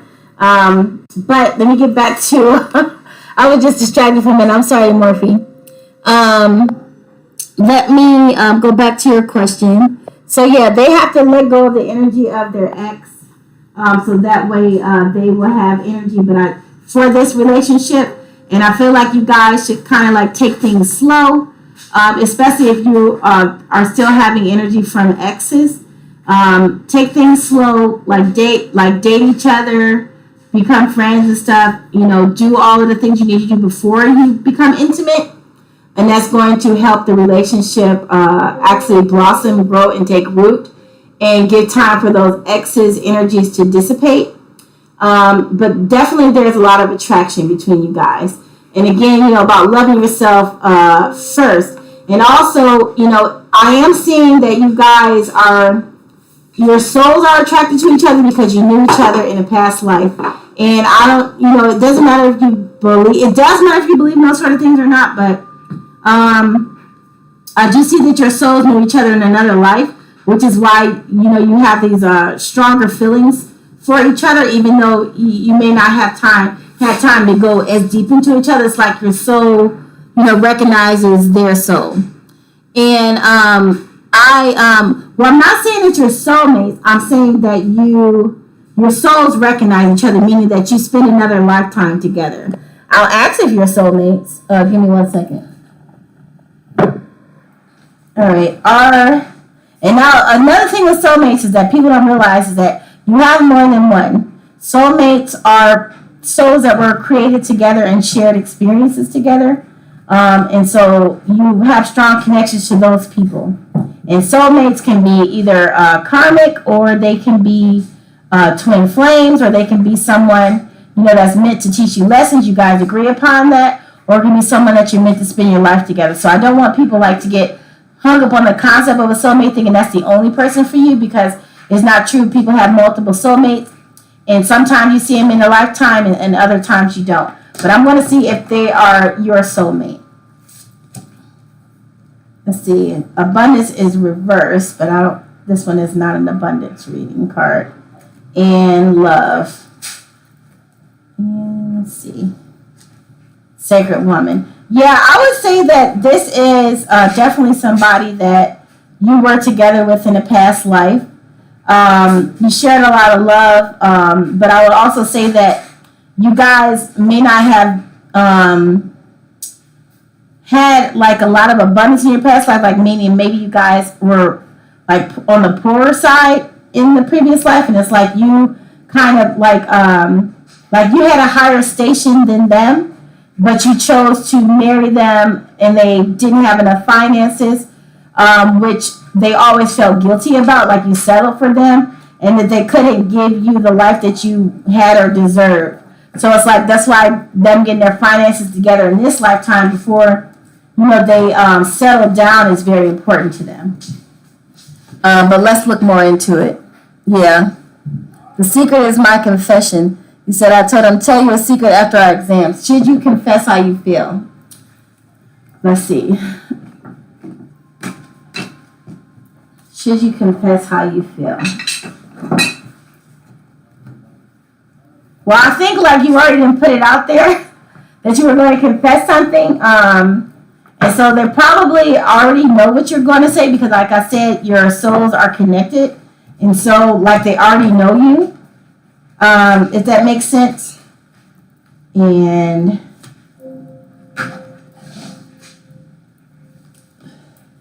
I feel like at this time, you should kind of like keep it under wraps until you do a little bit more healing. And the only reason why I say that is because they still have the energy of their ex, so they're still a little blocked right now. I would wait until that relationship was completely done. Not that they were getting ready to leave, but that they were already done with each other before you confess your feelings, because that would give you a better result.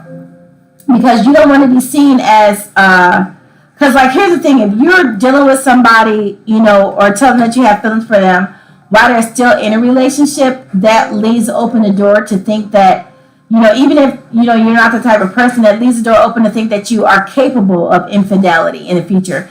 And you don't want to enter into a relationship with trust issues, because if you're willing to deal with somebody that already, is in a relationship that hasn't concluded, then they will always have it in the back of their mind that you have the potential to do that to them. So I would say that, it's best to wait to confess your feelings to when they are free. I feel like they already know that you have feelings for them, but I feel like it would be more respectable if you wait until they're all the way done with their relationship. And it will also start whatever you guys are going to have off the right foot instead of having like negative preconceptions to it. So I feel like, like this card right here is, after they break up. After they break up and they've had some time to digest it, then it's best for you to talk about it. Because you see how this is the Eight of Cups is leaving something. So I would definitely say wait until, their relationship is concluded, before you tell them that. Now, I don't know what you're going to say about the secret now because, you let the cat out the bag. But I do feel like it's best for the long-term relationship, if it's somebody that you want long-term, to wait until they're completely done with that relationship first. Yeah. Will you guys marry each other in the future? Let's take a look.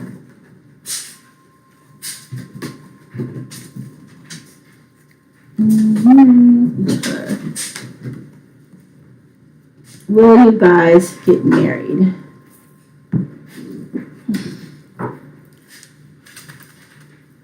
Will Morphe and what was the person's name again?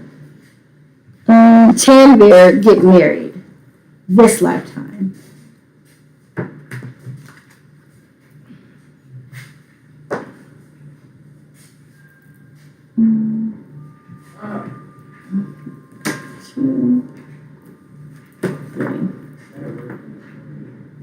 Okay, so I feel like right now the universe is trying to tell you that you should just enjoy the relationship or the situation for what it is. And I'm going to pull these up so you can kind of see what I'm talking about. So it's saying that you deserve love, to have fun with this relationship, let it grow, and let it blossom. Let go of the control issues, which means letting go of the outcome. Just enjoy the love and the times you have together without like wanting a result or wanting it for it to be like a conclusion, like, am I going to marry this person or whatever, right?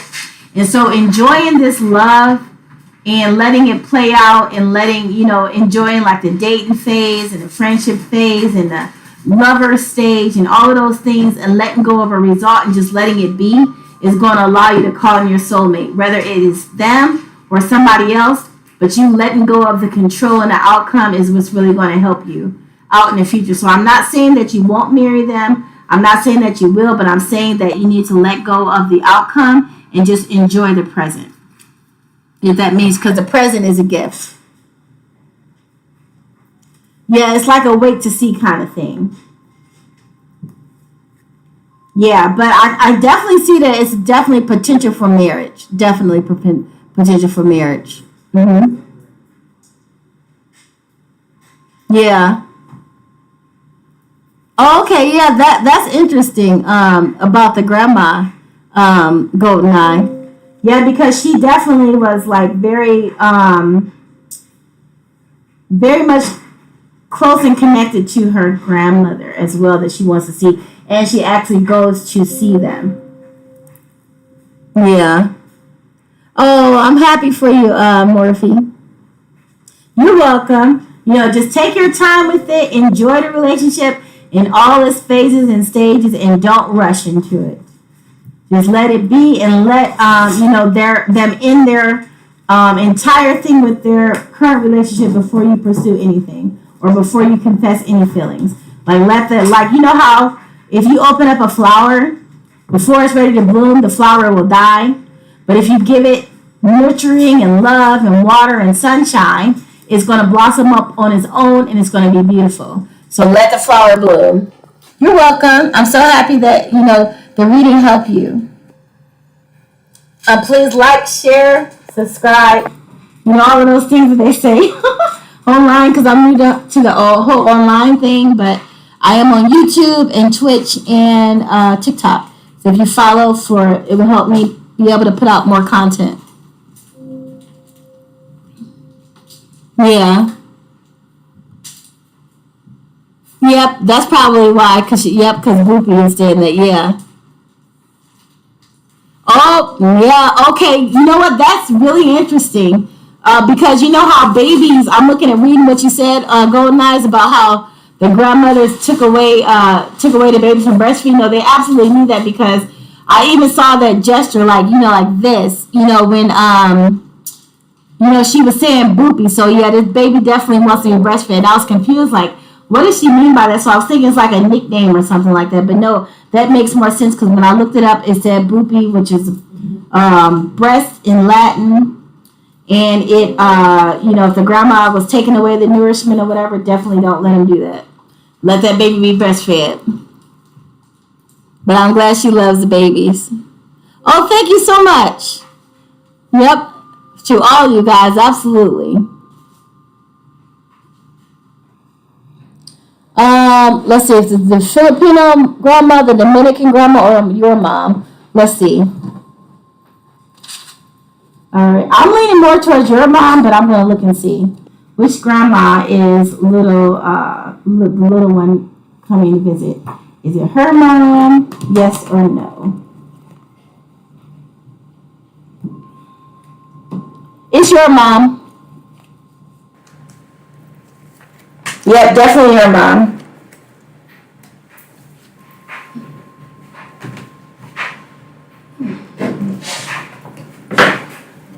And see what she's going to see. Is she going to see the Filipino grandma?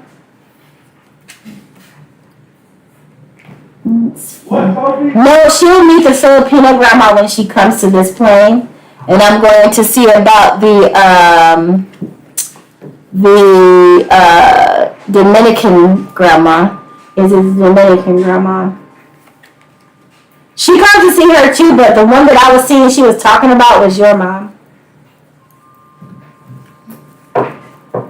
Is it that you don't have a close relationship with your mom? Or something, like, what's going on with, like, because you seem surprised that it was your mom. Let's see. Oh, is your mom, like, not in the picture?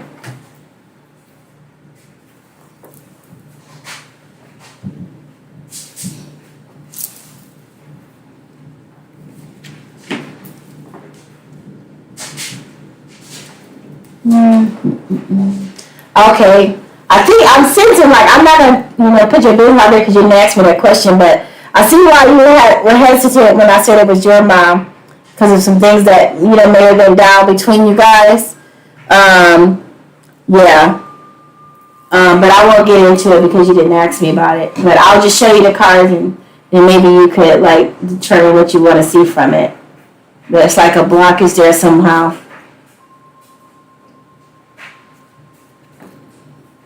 Yeah.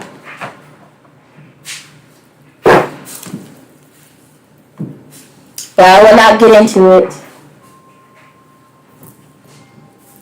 But your little one goes to see your mom. Yeah.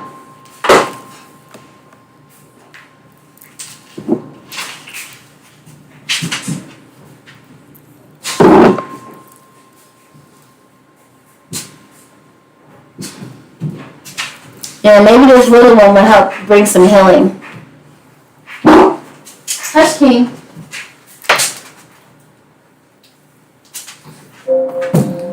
Hey, good boy.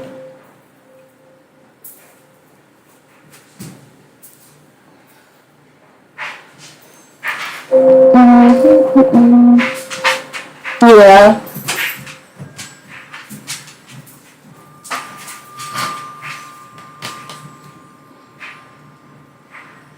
Yeah. Mhm.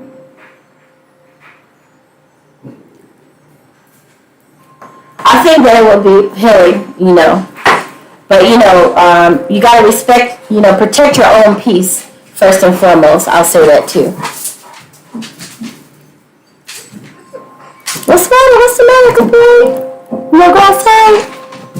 It's Darius' turn to walk you. I'll tell him. Yes, I believe so. I feel like the way I feel about it with like strained parental relationships. I can look more into it if you want, but I don't know if you want to do it like on a public forum. But I could definitely see that there was like a breakdown in things. But I feel like when things like that happen, it's up to the parents because we are the children and they're the ones that should be putting the most effort into healing something or fixing something. But you know, just keep open that space for love and forgiveness. But that doesn't mean just because you love someone and you forgive them, it doesn't mean that they deserve a space in your day-to-day life, right? But just leave that open for love and healing to blossom. But maybe that's why the little one goes to see them is because they know that they, could use some of that love and comfort. Yeah.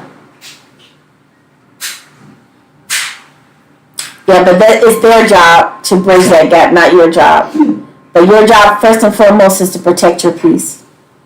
And and especially, during the carrying of the baby, you don't want to have, stress and drama into your life. What's going on here? Yeah. All right, give me 1 second and see what my dog's barking at.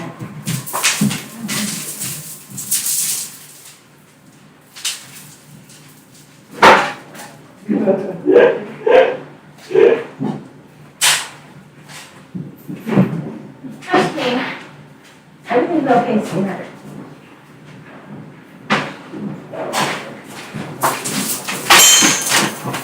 And my dog barking at the utility people. Yeah.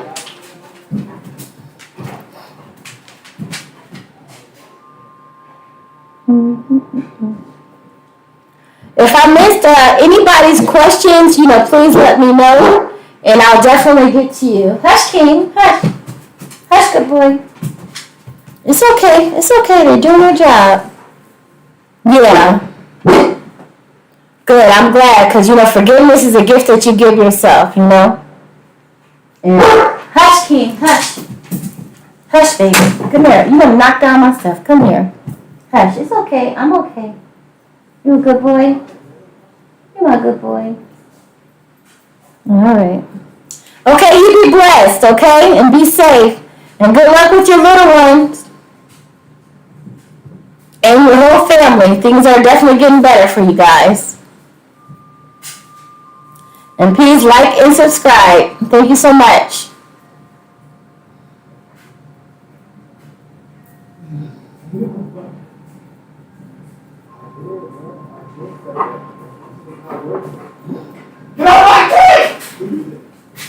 Okay, so for Addie, you want to know how A guy feels, and then AB guy. So A guy, I'm here, sweetie, I'm here.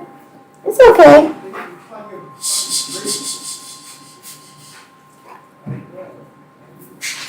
All right, let's see. All right, let me cleanse the deck. Okay, thank you. Yeah, I'll probably go back to scroll really far, so I appreciate it. Okay, so for A guy, how did they feel? Hush King is okay. Alright, let me tell my son that he is too loud with his streaming.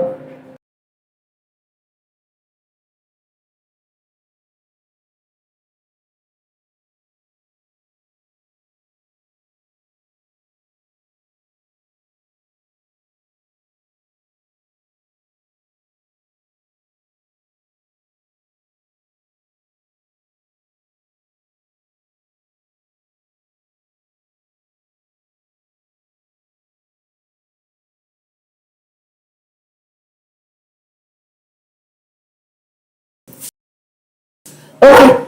I'm back. I had to put my dog away because he's barking at utility people. I can still hear him though. Okay, how does A guy feel about Addie?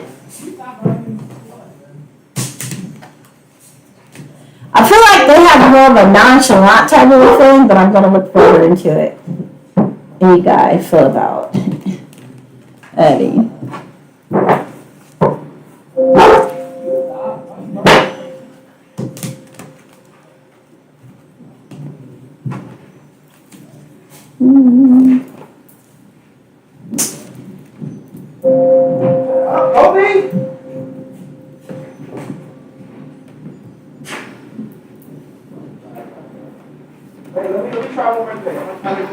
I think that they feel like, you're a good person, you're a beautiful person, that you guys have a good, friendship going on.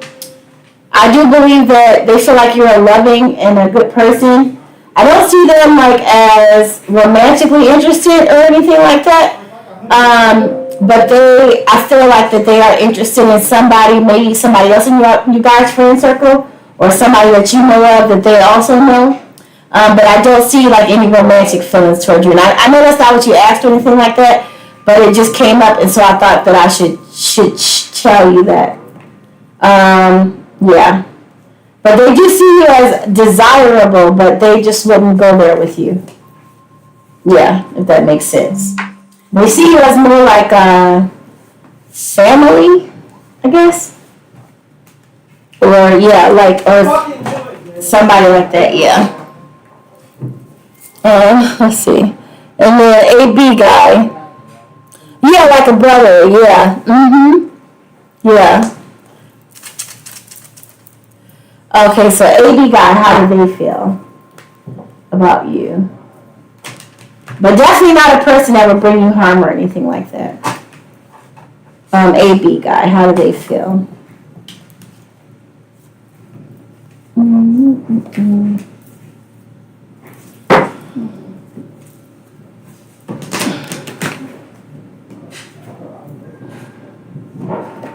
I think that they have hope for you guys' friendship. I feel like this is more of a budding friendship. They're definitely somebody that's going to go far in their life. They're a good person. They're a loving person. They have all of their finances and stuff together, or they're going to be having it, for their life, with like the remainder of their life, going to be having all their finances and stuff together. They're a very balanced person.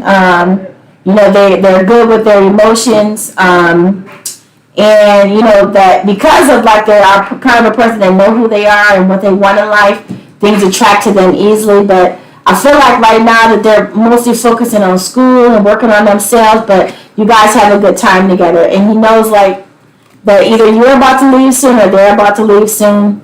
And so they're just, focusing on working on themselves. Yeah. Hey, Chantress Chick, good to see you again. You can put your question in the chat and I'll be right with you. I have a few ahead of you, but I will get to you ASAP. Alright, and then now we have AN guy for Addie. How does AN guy feel about Addie? Guy feel about Addie, the Jack. I think your guy friends are definitely more for you than your girlfriends are.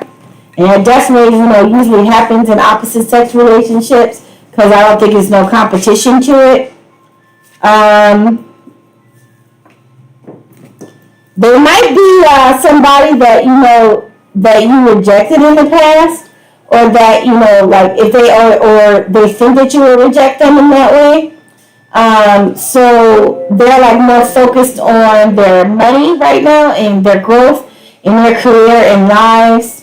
And then also like just, out there, if they're dating anybody, like having flings and stuff, but they're more focused on their money. But I feel like there's somebody that either you rejected in the past in a romantic way, or they just, thought that you would reject them, so they never pursued anything. But they do see you as somebody that's, worth, settling down and all that stuff. But I don't feel like they may not, they wouldn't approach you in that way because they don't feel like you would, feel the same about them. So I don't even think it's something that they would approach because they don't feel like it would work out for them.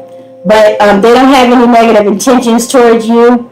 But I do feel like that somehow or another their ego got bruised by you in the past. Either it's from their own self or because of something that you said or something that somebody else said that made them think that you didn't like them in that way. But they're kind of like over it. And they still value your friendship. Yeah. Yeah. You say he's a good guy? Yeah. Oh, hopefully so. I hope that they're, I know that they're, if you say you're a good guy, I believe you and everything like that, but I hope that they're not a guy that, is, like has a potential for infidelity. That's what I'm hoping for. But they might. But I'm not putting your friend business out there. Yeah. So I'm just gonna be quiet about that part. Yeah.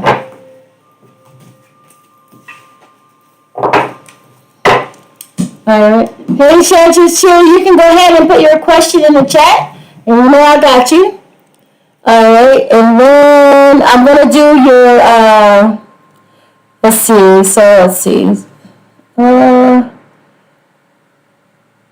An SA guy. How do they feel about you?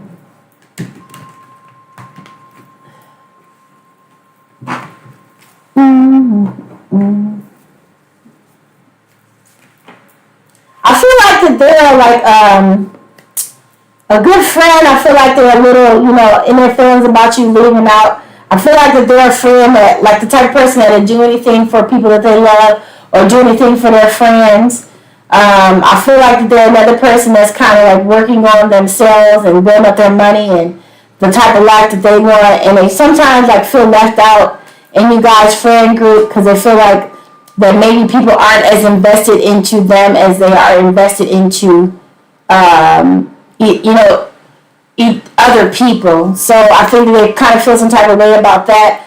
But, they know that you're a lovely girl, that you're about to get ready to go, and that they wish you nothing but love and happiness, and they don't want anything bad for you. Whoever that is, I hope you guys can still see it and already call me, but I'm not going to answer it. I'll get that later.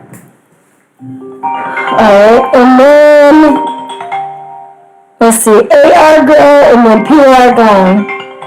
It says, yes, absolutely. You said, can you get a reading about what your future love partner will be? Absolutely. Alright, I'm going to answer Addie's 2 last questions and then I got you. For,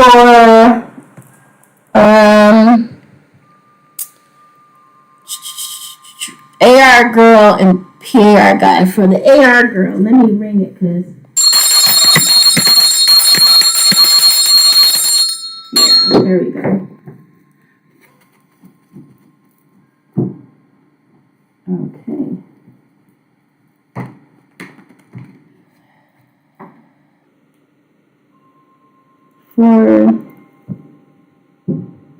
This is for the AR girl. I'm going to shuffle one more time. Oh, no, it says pick 'em. AR girl. How does AR girl feel about Addie? AR girl. Yeah, because I'm sorry, like, I hope it's better now. Because my phone was ringing, so hopefully it's good to go. Please let me know if it is. And then also my voice might be cracking a little bit because I've been talking for almost 4 hours. Because I've actually had non-stop reads today. I'm very grateful. Yeah, I didn't have time to do any Legos today. But that's okay because that's not the purpose. Like, our purpose is to do the readings. Is that better? Can you hear me better now, Chanchus? Okay, all right, cool. Okay. Let's see. The same thing with the girls, like majority of your girlfriends, except for that one girl that I think her name started with a D.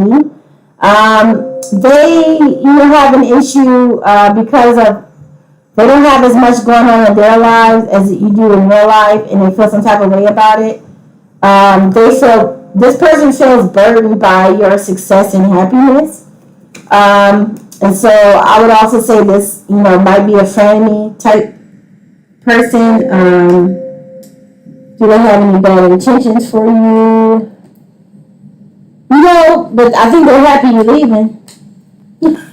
So, yeah, I'm sorry, I don't mean to laugh, but that's some really messed up energy. They're just they're happy that you're leaving. Is all I'll say, because then they don't have to feel like they're out in the cold, so to speak. Yeah. Anything else with this person? Yeah. They feel like that they will have more things going on for their life when you're out of the picture. So that's more of a frenemy type situation too. All right. And then your last question, Addie, is... Yep. Like I said, he does feel left out. Yeah, but that's a really good friend. Like, that's one of those they call ride or die type friends, a guy that feels left out sometimes. And then the last one is the PAR guy. How does the PAR guy feel about Addie? Right away, I'm just going to say I don't have such good energy about this person. I even got the devil card when I split the deck, but we're going to see the PAR guy.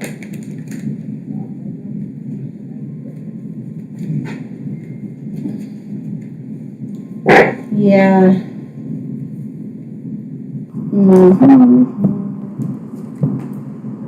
Yeah, I would say when you decide to go off, kind of like let this friendship kind of die out on its own, because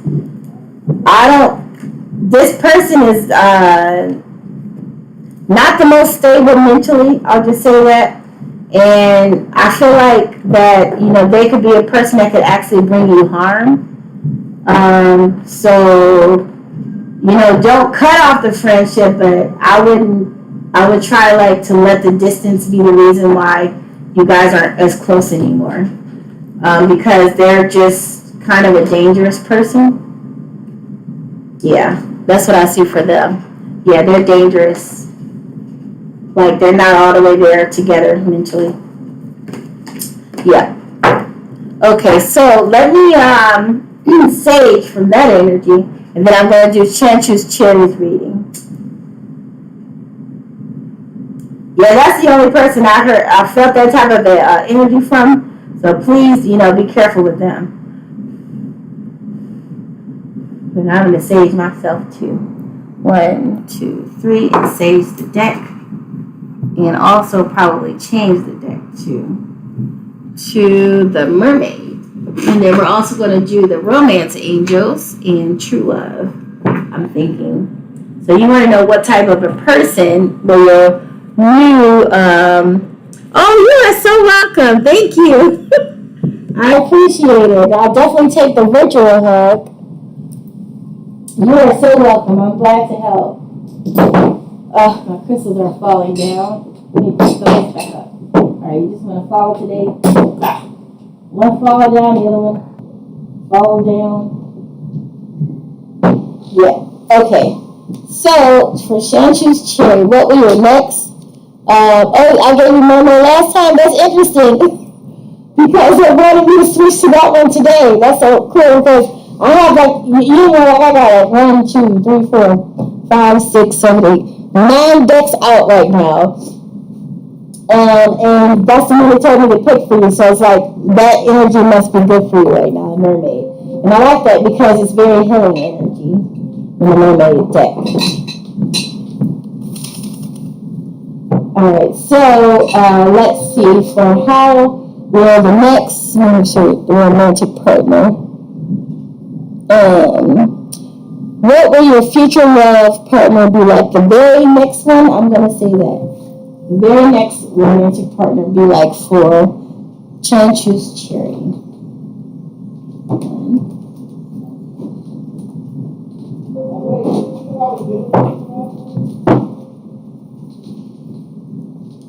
2, Their very next love partner be like? 3.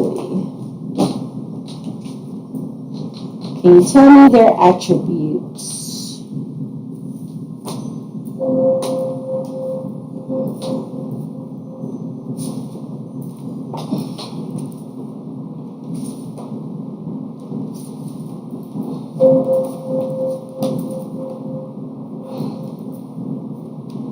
I can tell you right now that the very next one I can already tell may not be the one, but the lessons you will learn from them will lead you to the one. So I'm thinking that this relationship that you're going to be entering into may not be the one, but is going to lead you very quickly to the ultimate one, right? That you will wind up being with long term.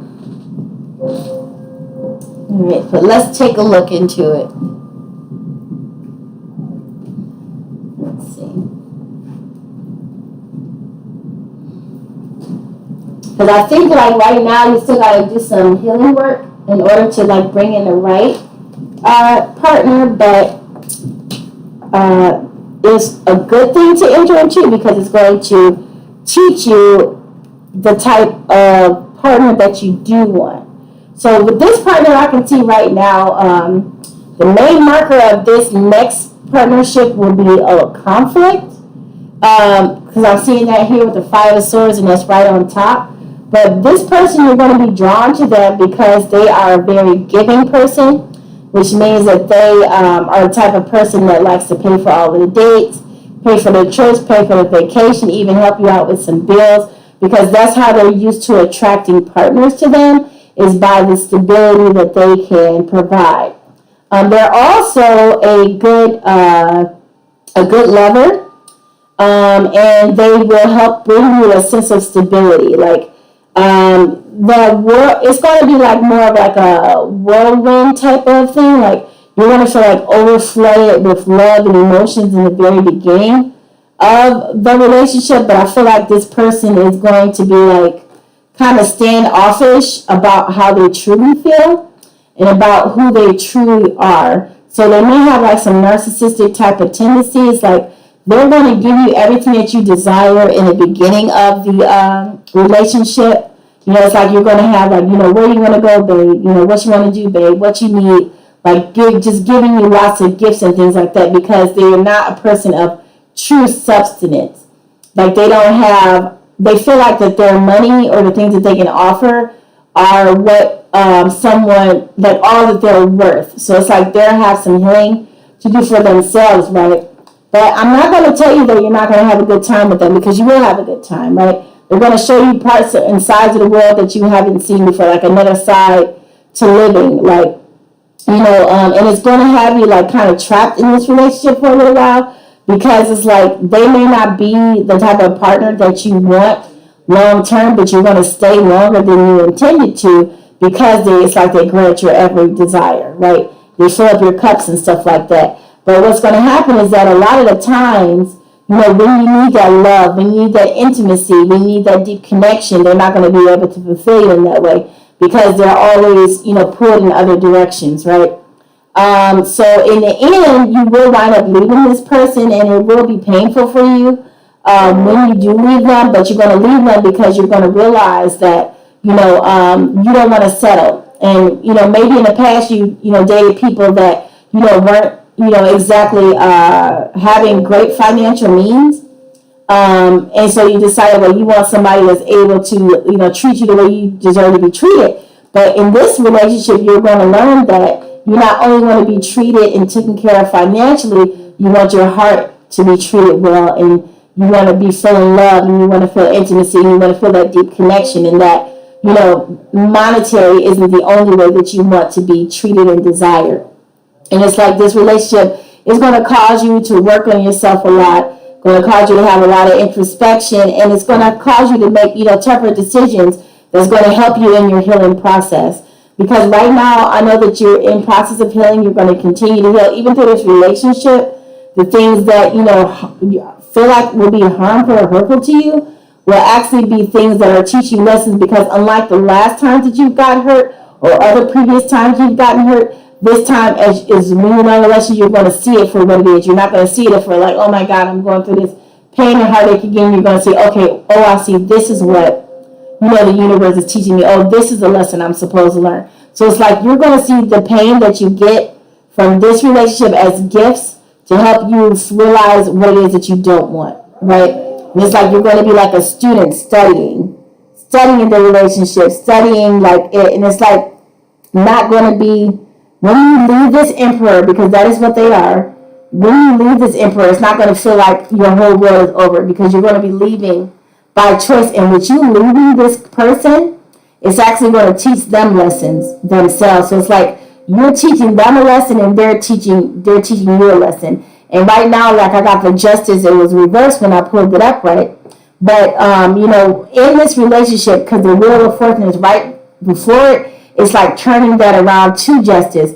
And then you both are going to be able to walk into the type of partnership that you deserve. You're going to walk into a very loving relationship that is also abundant. And they're going to realize that they need to work on themselves and not be so much the king of swords, but to be able to let love shine through, not just with monetary things, but they're going to realize that they need to be a complete person in order to love and be in a relationship, not have somebody that they can just go out and have fun times with, or give money and give gifts and they'll just still be there at the end of the day. Because you're going to teach this person how, what it means to be truly loved by someone, and they're going to show you what it means to be truly taken care of and provided for. So that's what I feel like you're going to learn from your next relationship. And I'm starting to lean more towards maybe they're not a narcissist. Maybe that's how they feel like love is supposed to be, because narcissists wouldn't learn that lesson and they wouldn't have got better. So like I don't feel it as like narcissistic because they don't learn lessons like that. I feel it like they're just somebody that is just so used to leading with what they can give, and then this person's also going to realize that they are enough because you're going to show them that who they are was enough. For you, and that all of the things that you appreciated, all of the abundance that they brought to your life, but you didn't need them. You didn't need them. You needed them. Yeah, exactly. Ego. You're welcome. But what I can do is I would like to find out more about when this next person is coming along, how much more after that lesson you have to wait. I'm gonna look and see for myself. If that's okay with you. Yeah, exactly. All right, cool. I'm glad that you think so. Let's see, think of all the reasons. So, let me look at this universe deck. It says, because I want to look at this, because look at the top, it says, it sure is hard to get really angry at someone when you can think of all the reasons you love them, and you can, the universe. You have more options than you realize. So I'm going to look at this deck. Because it just called to me, so I am. So I'm going to what is this as far as leading them to their ultimate love? 2. Then I will do the third one. What is this one? Oh, this is beautiful. It says, you will find what you seek.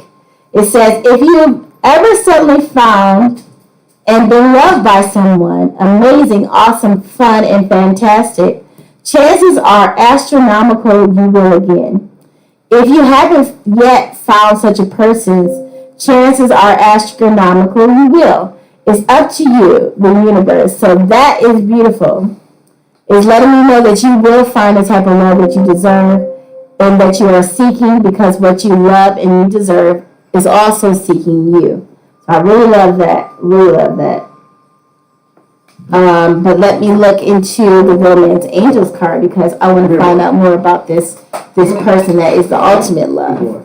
So again, I don't want you to avoid this relationship that's coming in. Have fun, let them splurge and let them spoil you, but make sure you both learn lessons from each other and treat everybody, with kindness.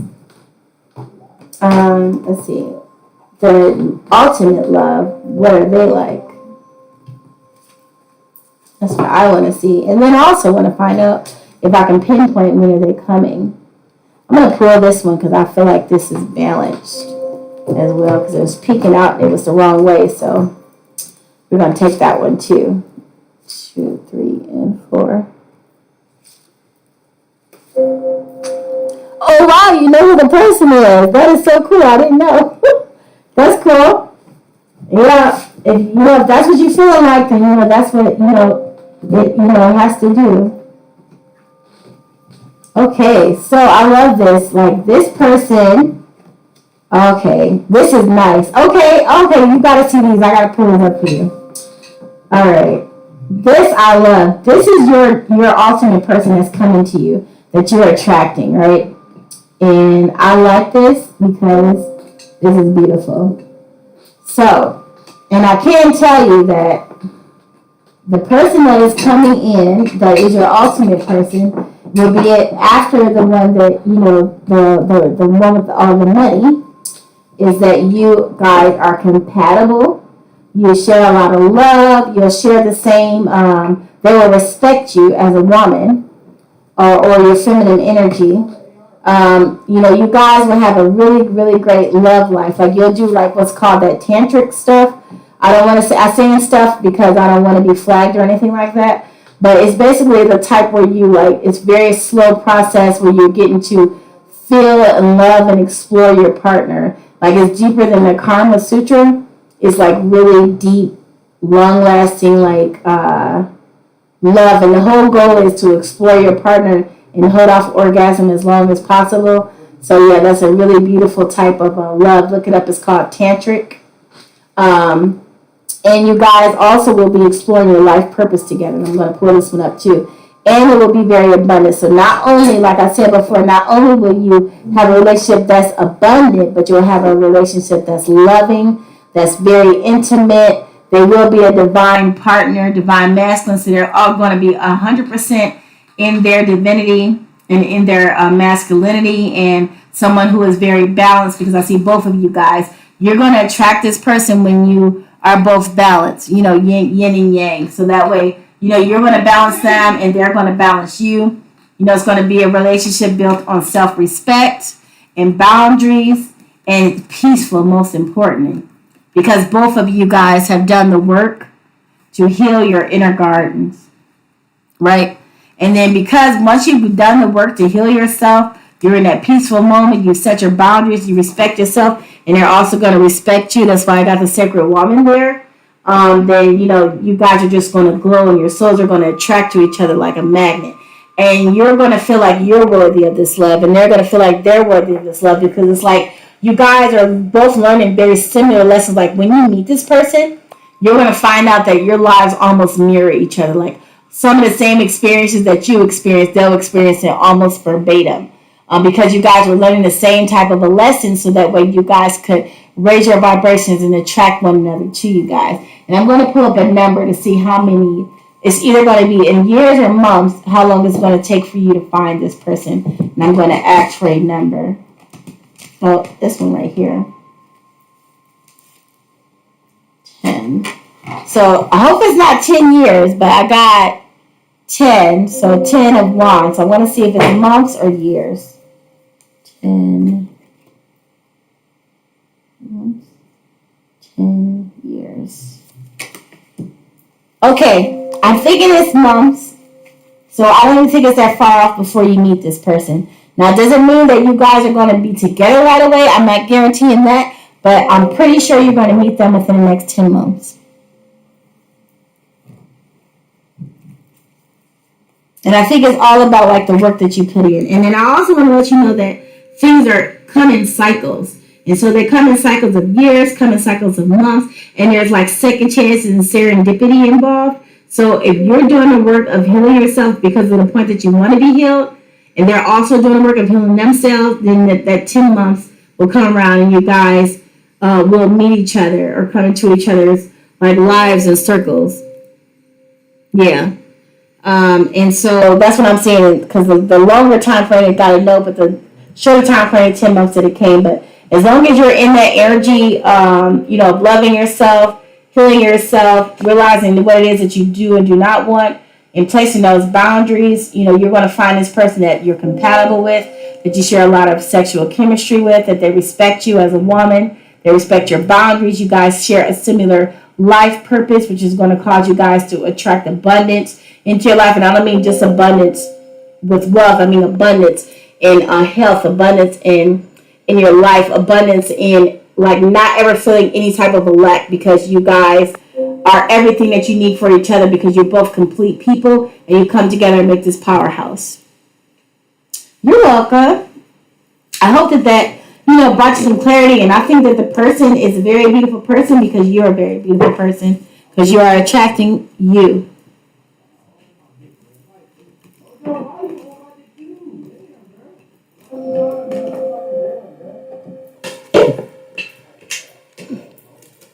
You are so welcome. I hope that helped. And I see it as very beautiful, and I feel like that you definitely, like, I don't like to say what people deserve or not, but I feel like I can safely say that you definitely deserve this, because you got some knuckleheads in the past, and so have they. And you definitely deserve to be loved the way that you love, and be given to the way that you give, and to experience true intimacy, because I feel like that you want true intimacy over everything else. Like, that's something that's truly important to you, is to really feel connected and loved deeply by somebody else.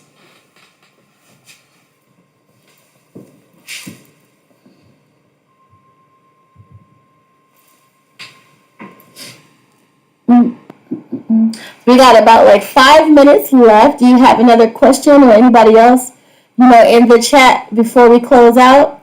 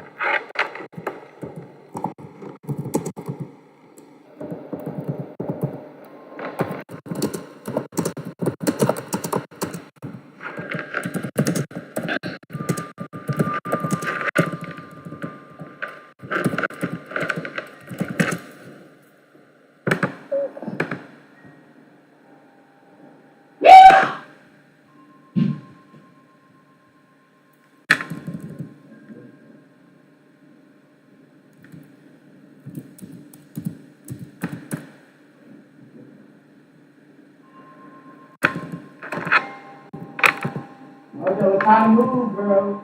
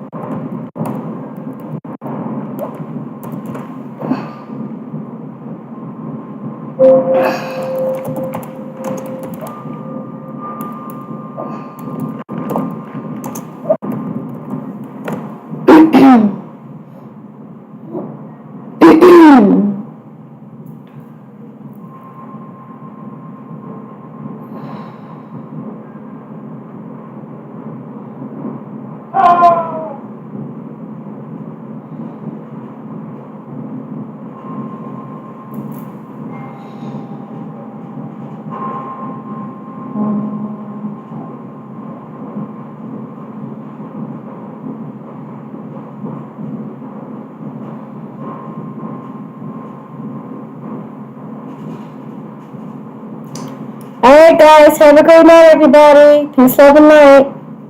See you next weekend. 11 a.m. to 3 p.m. Saturday and Sunday to the New Year.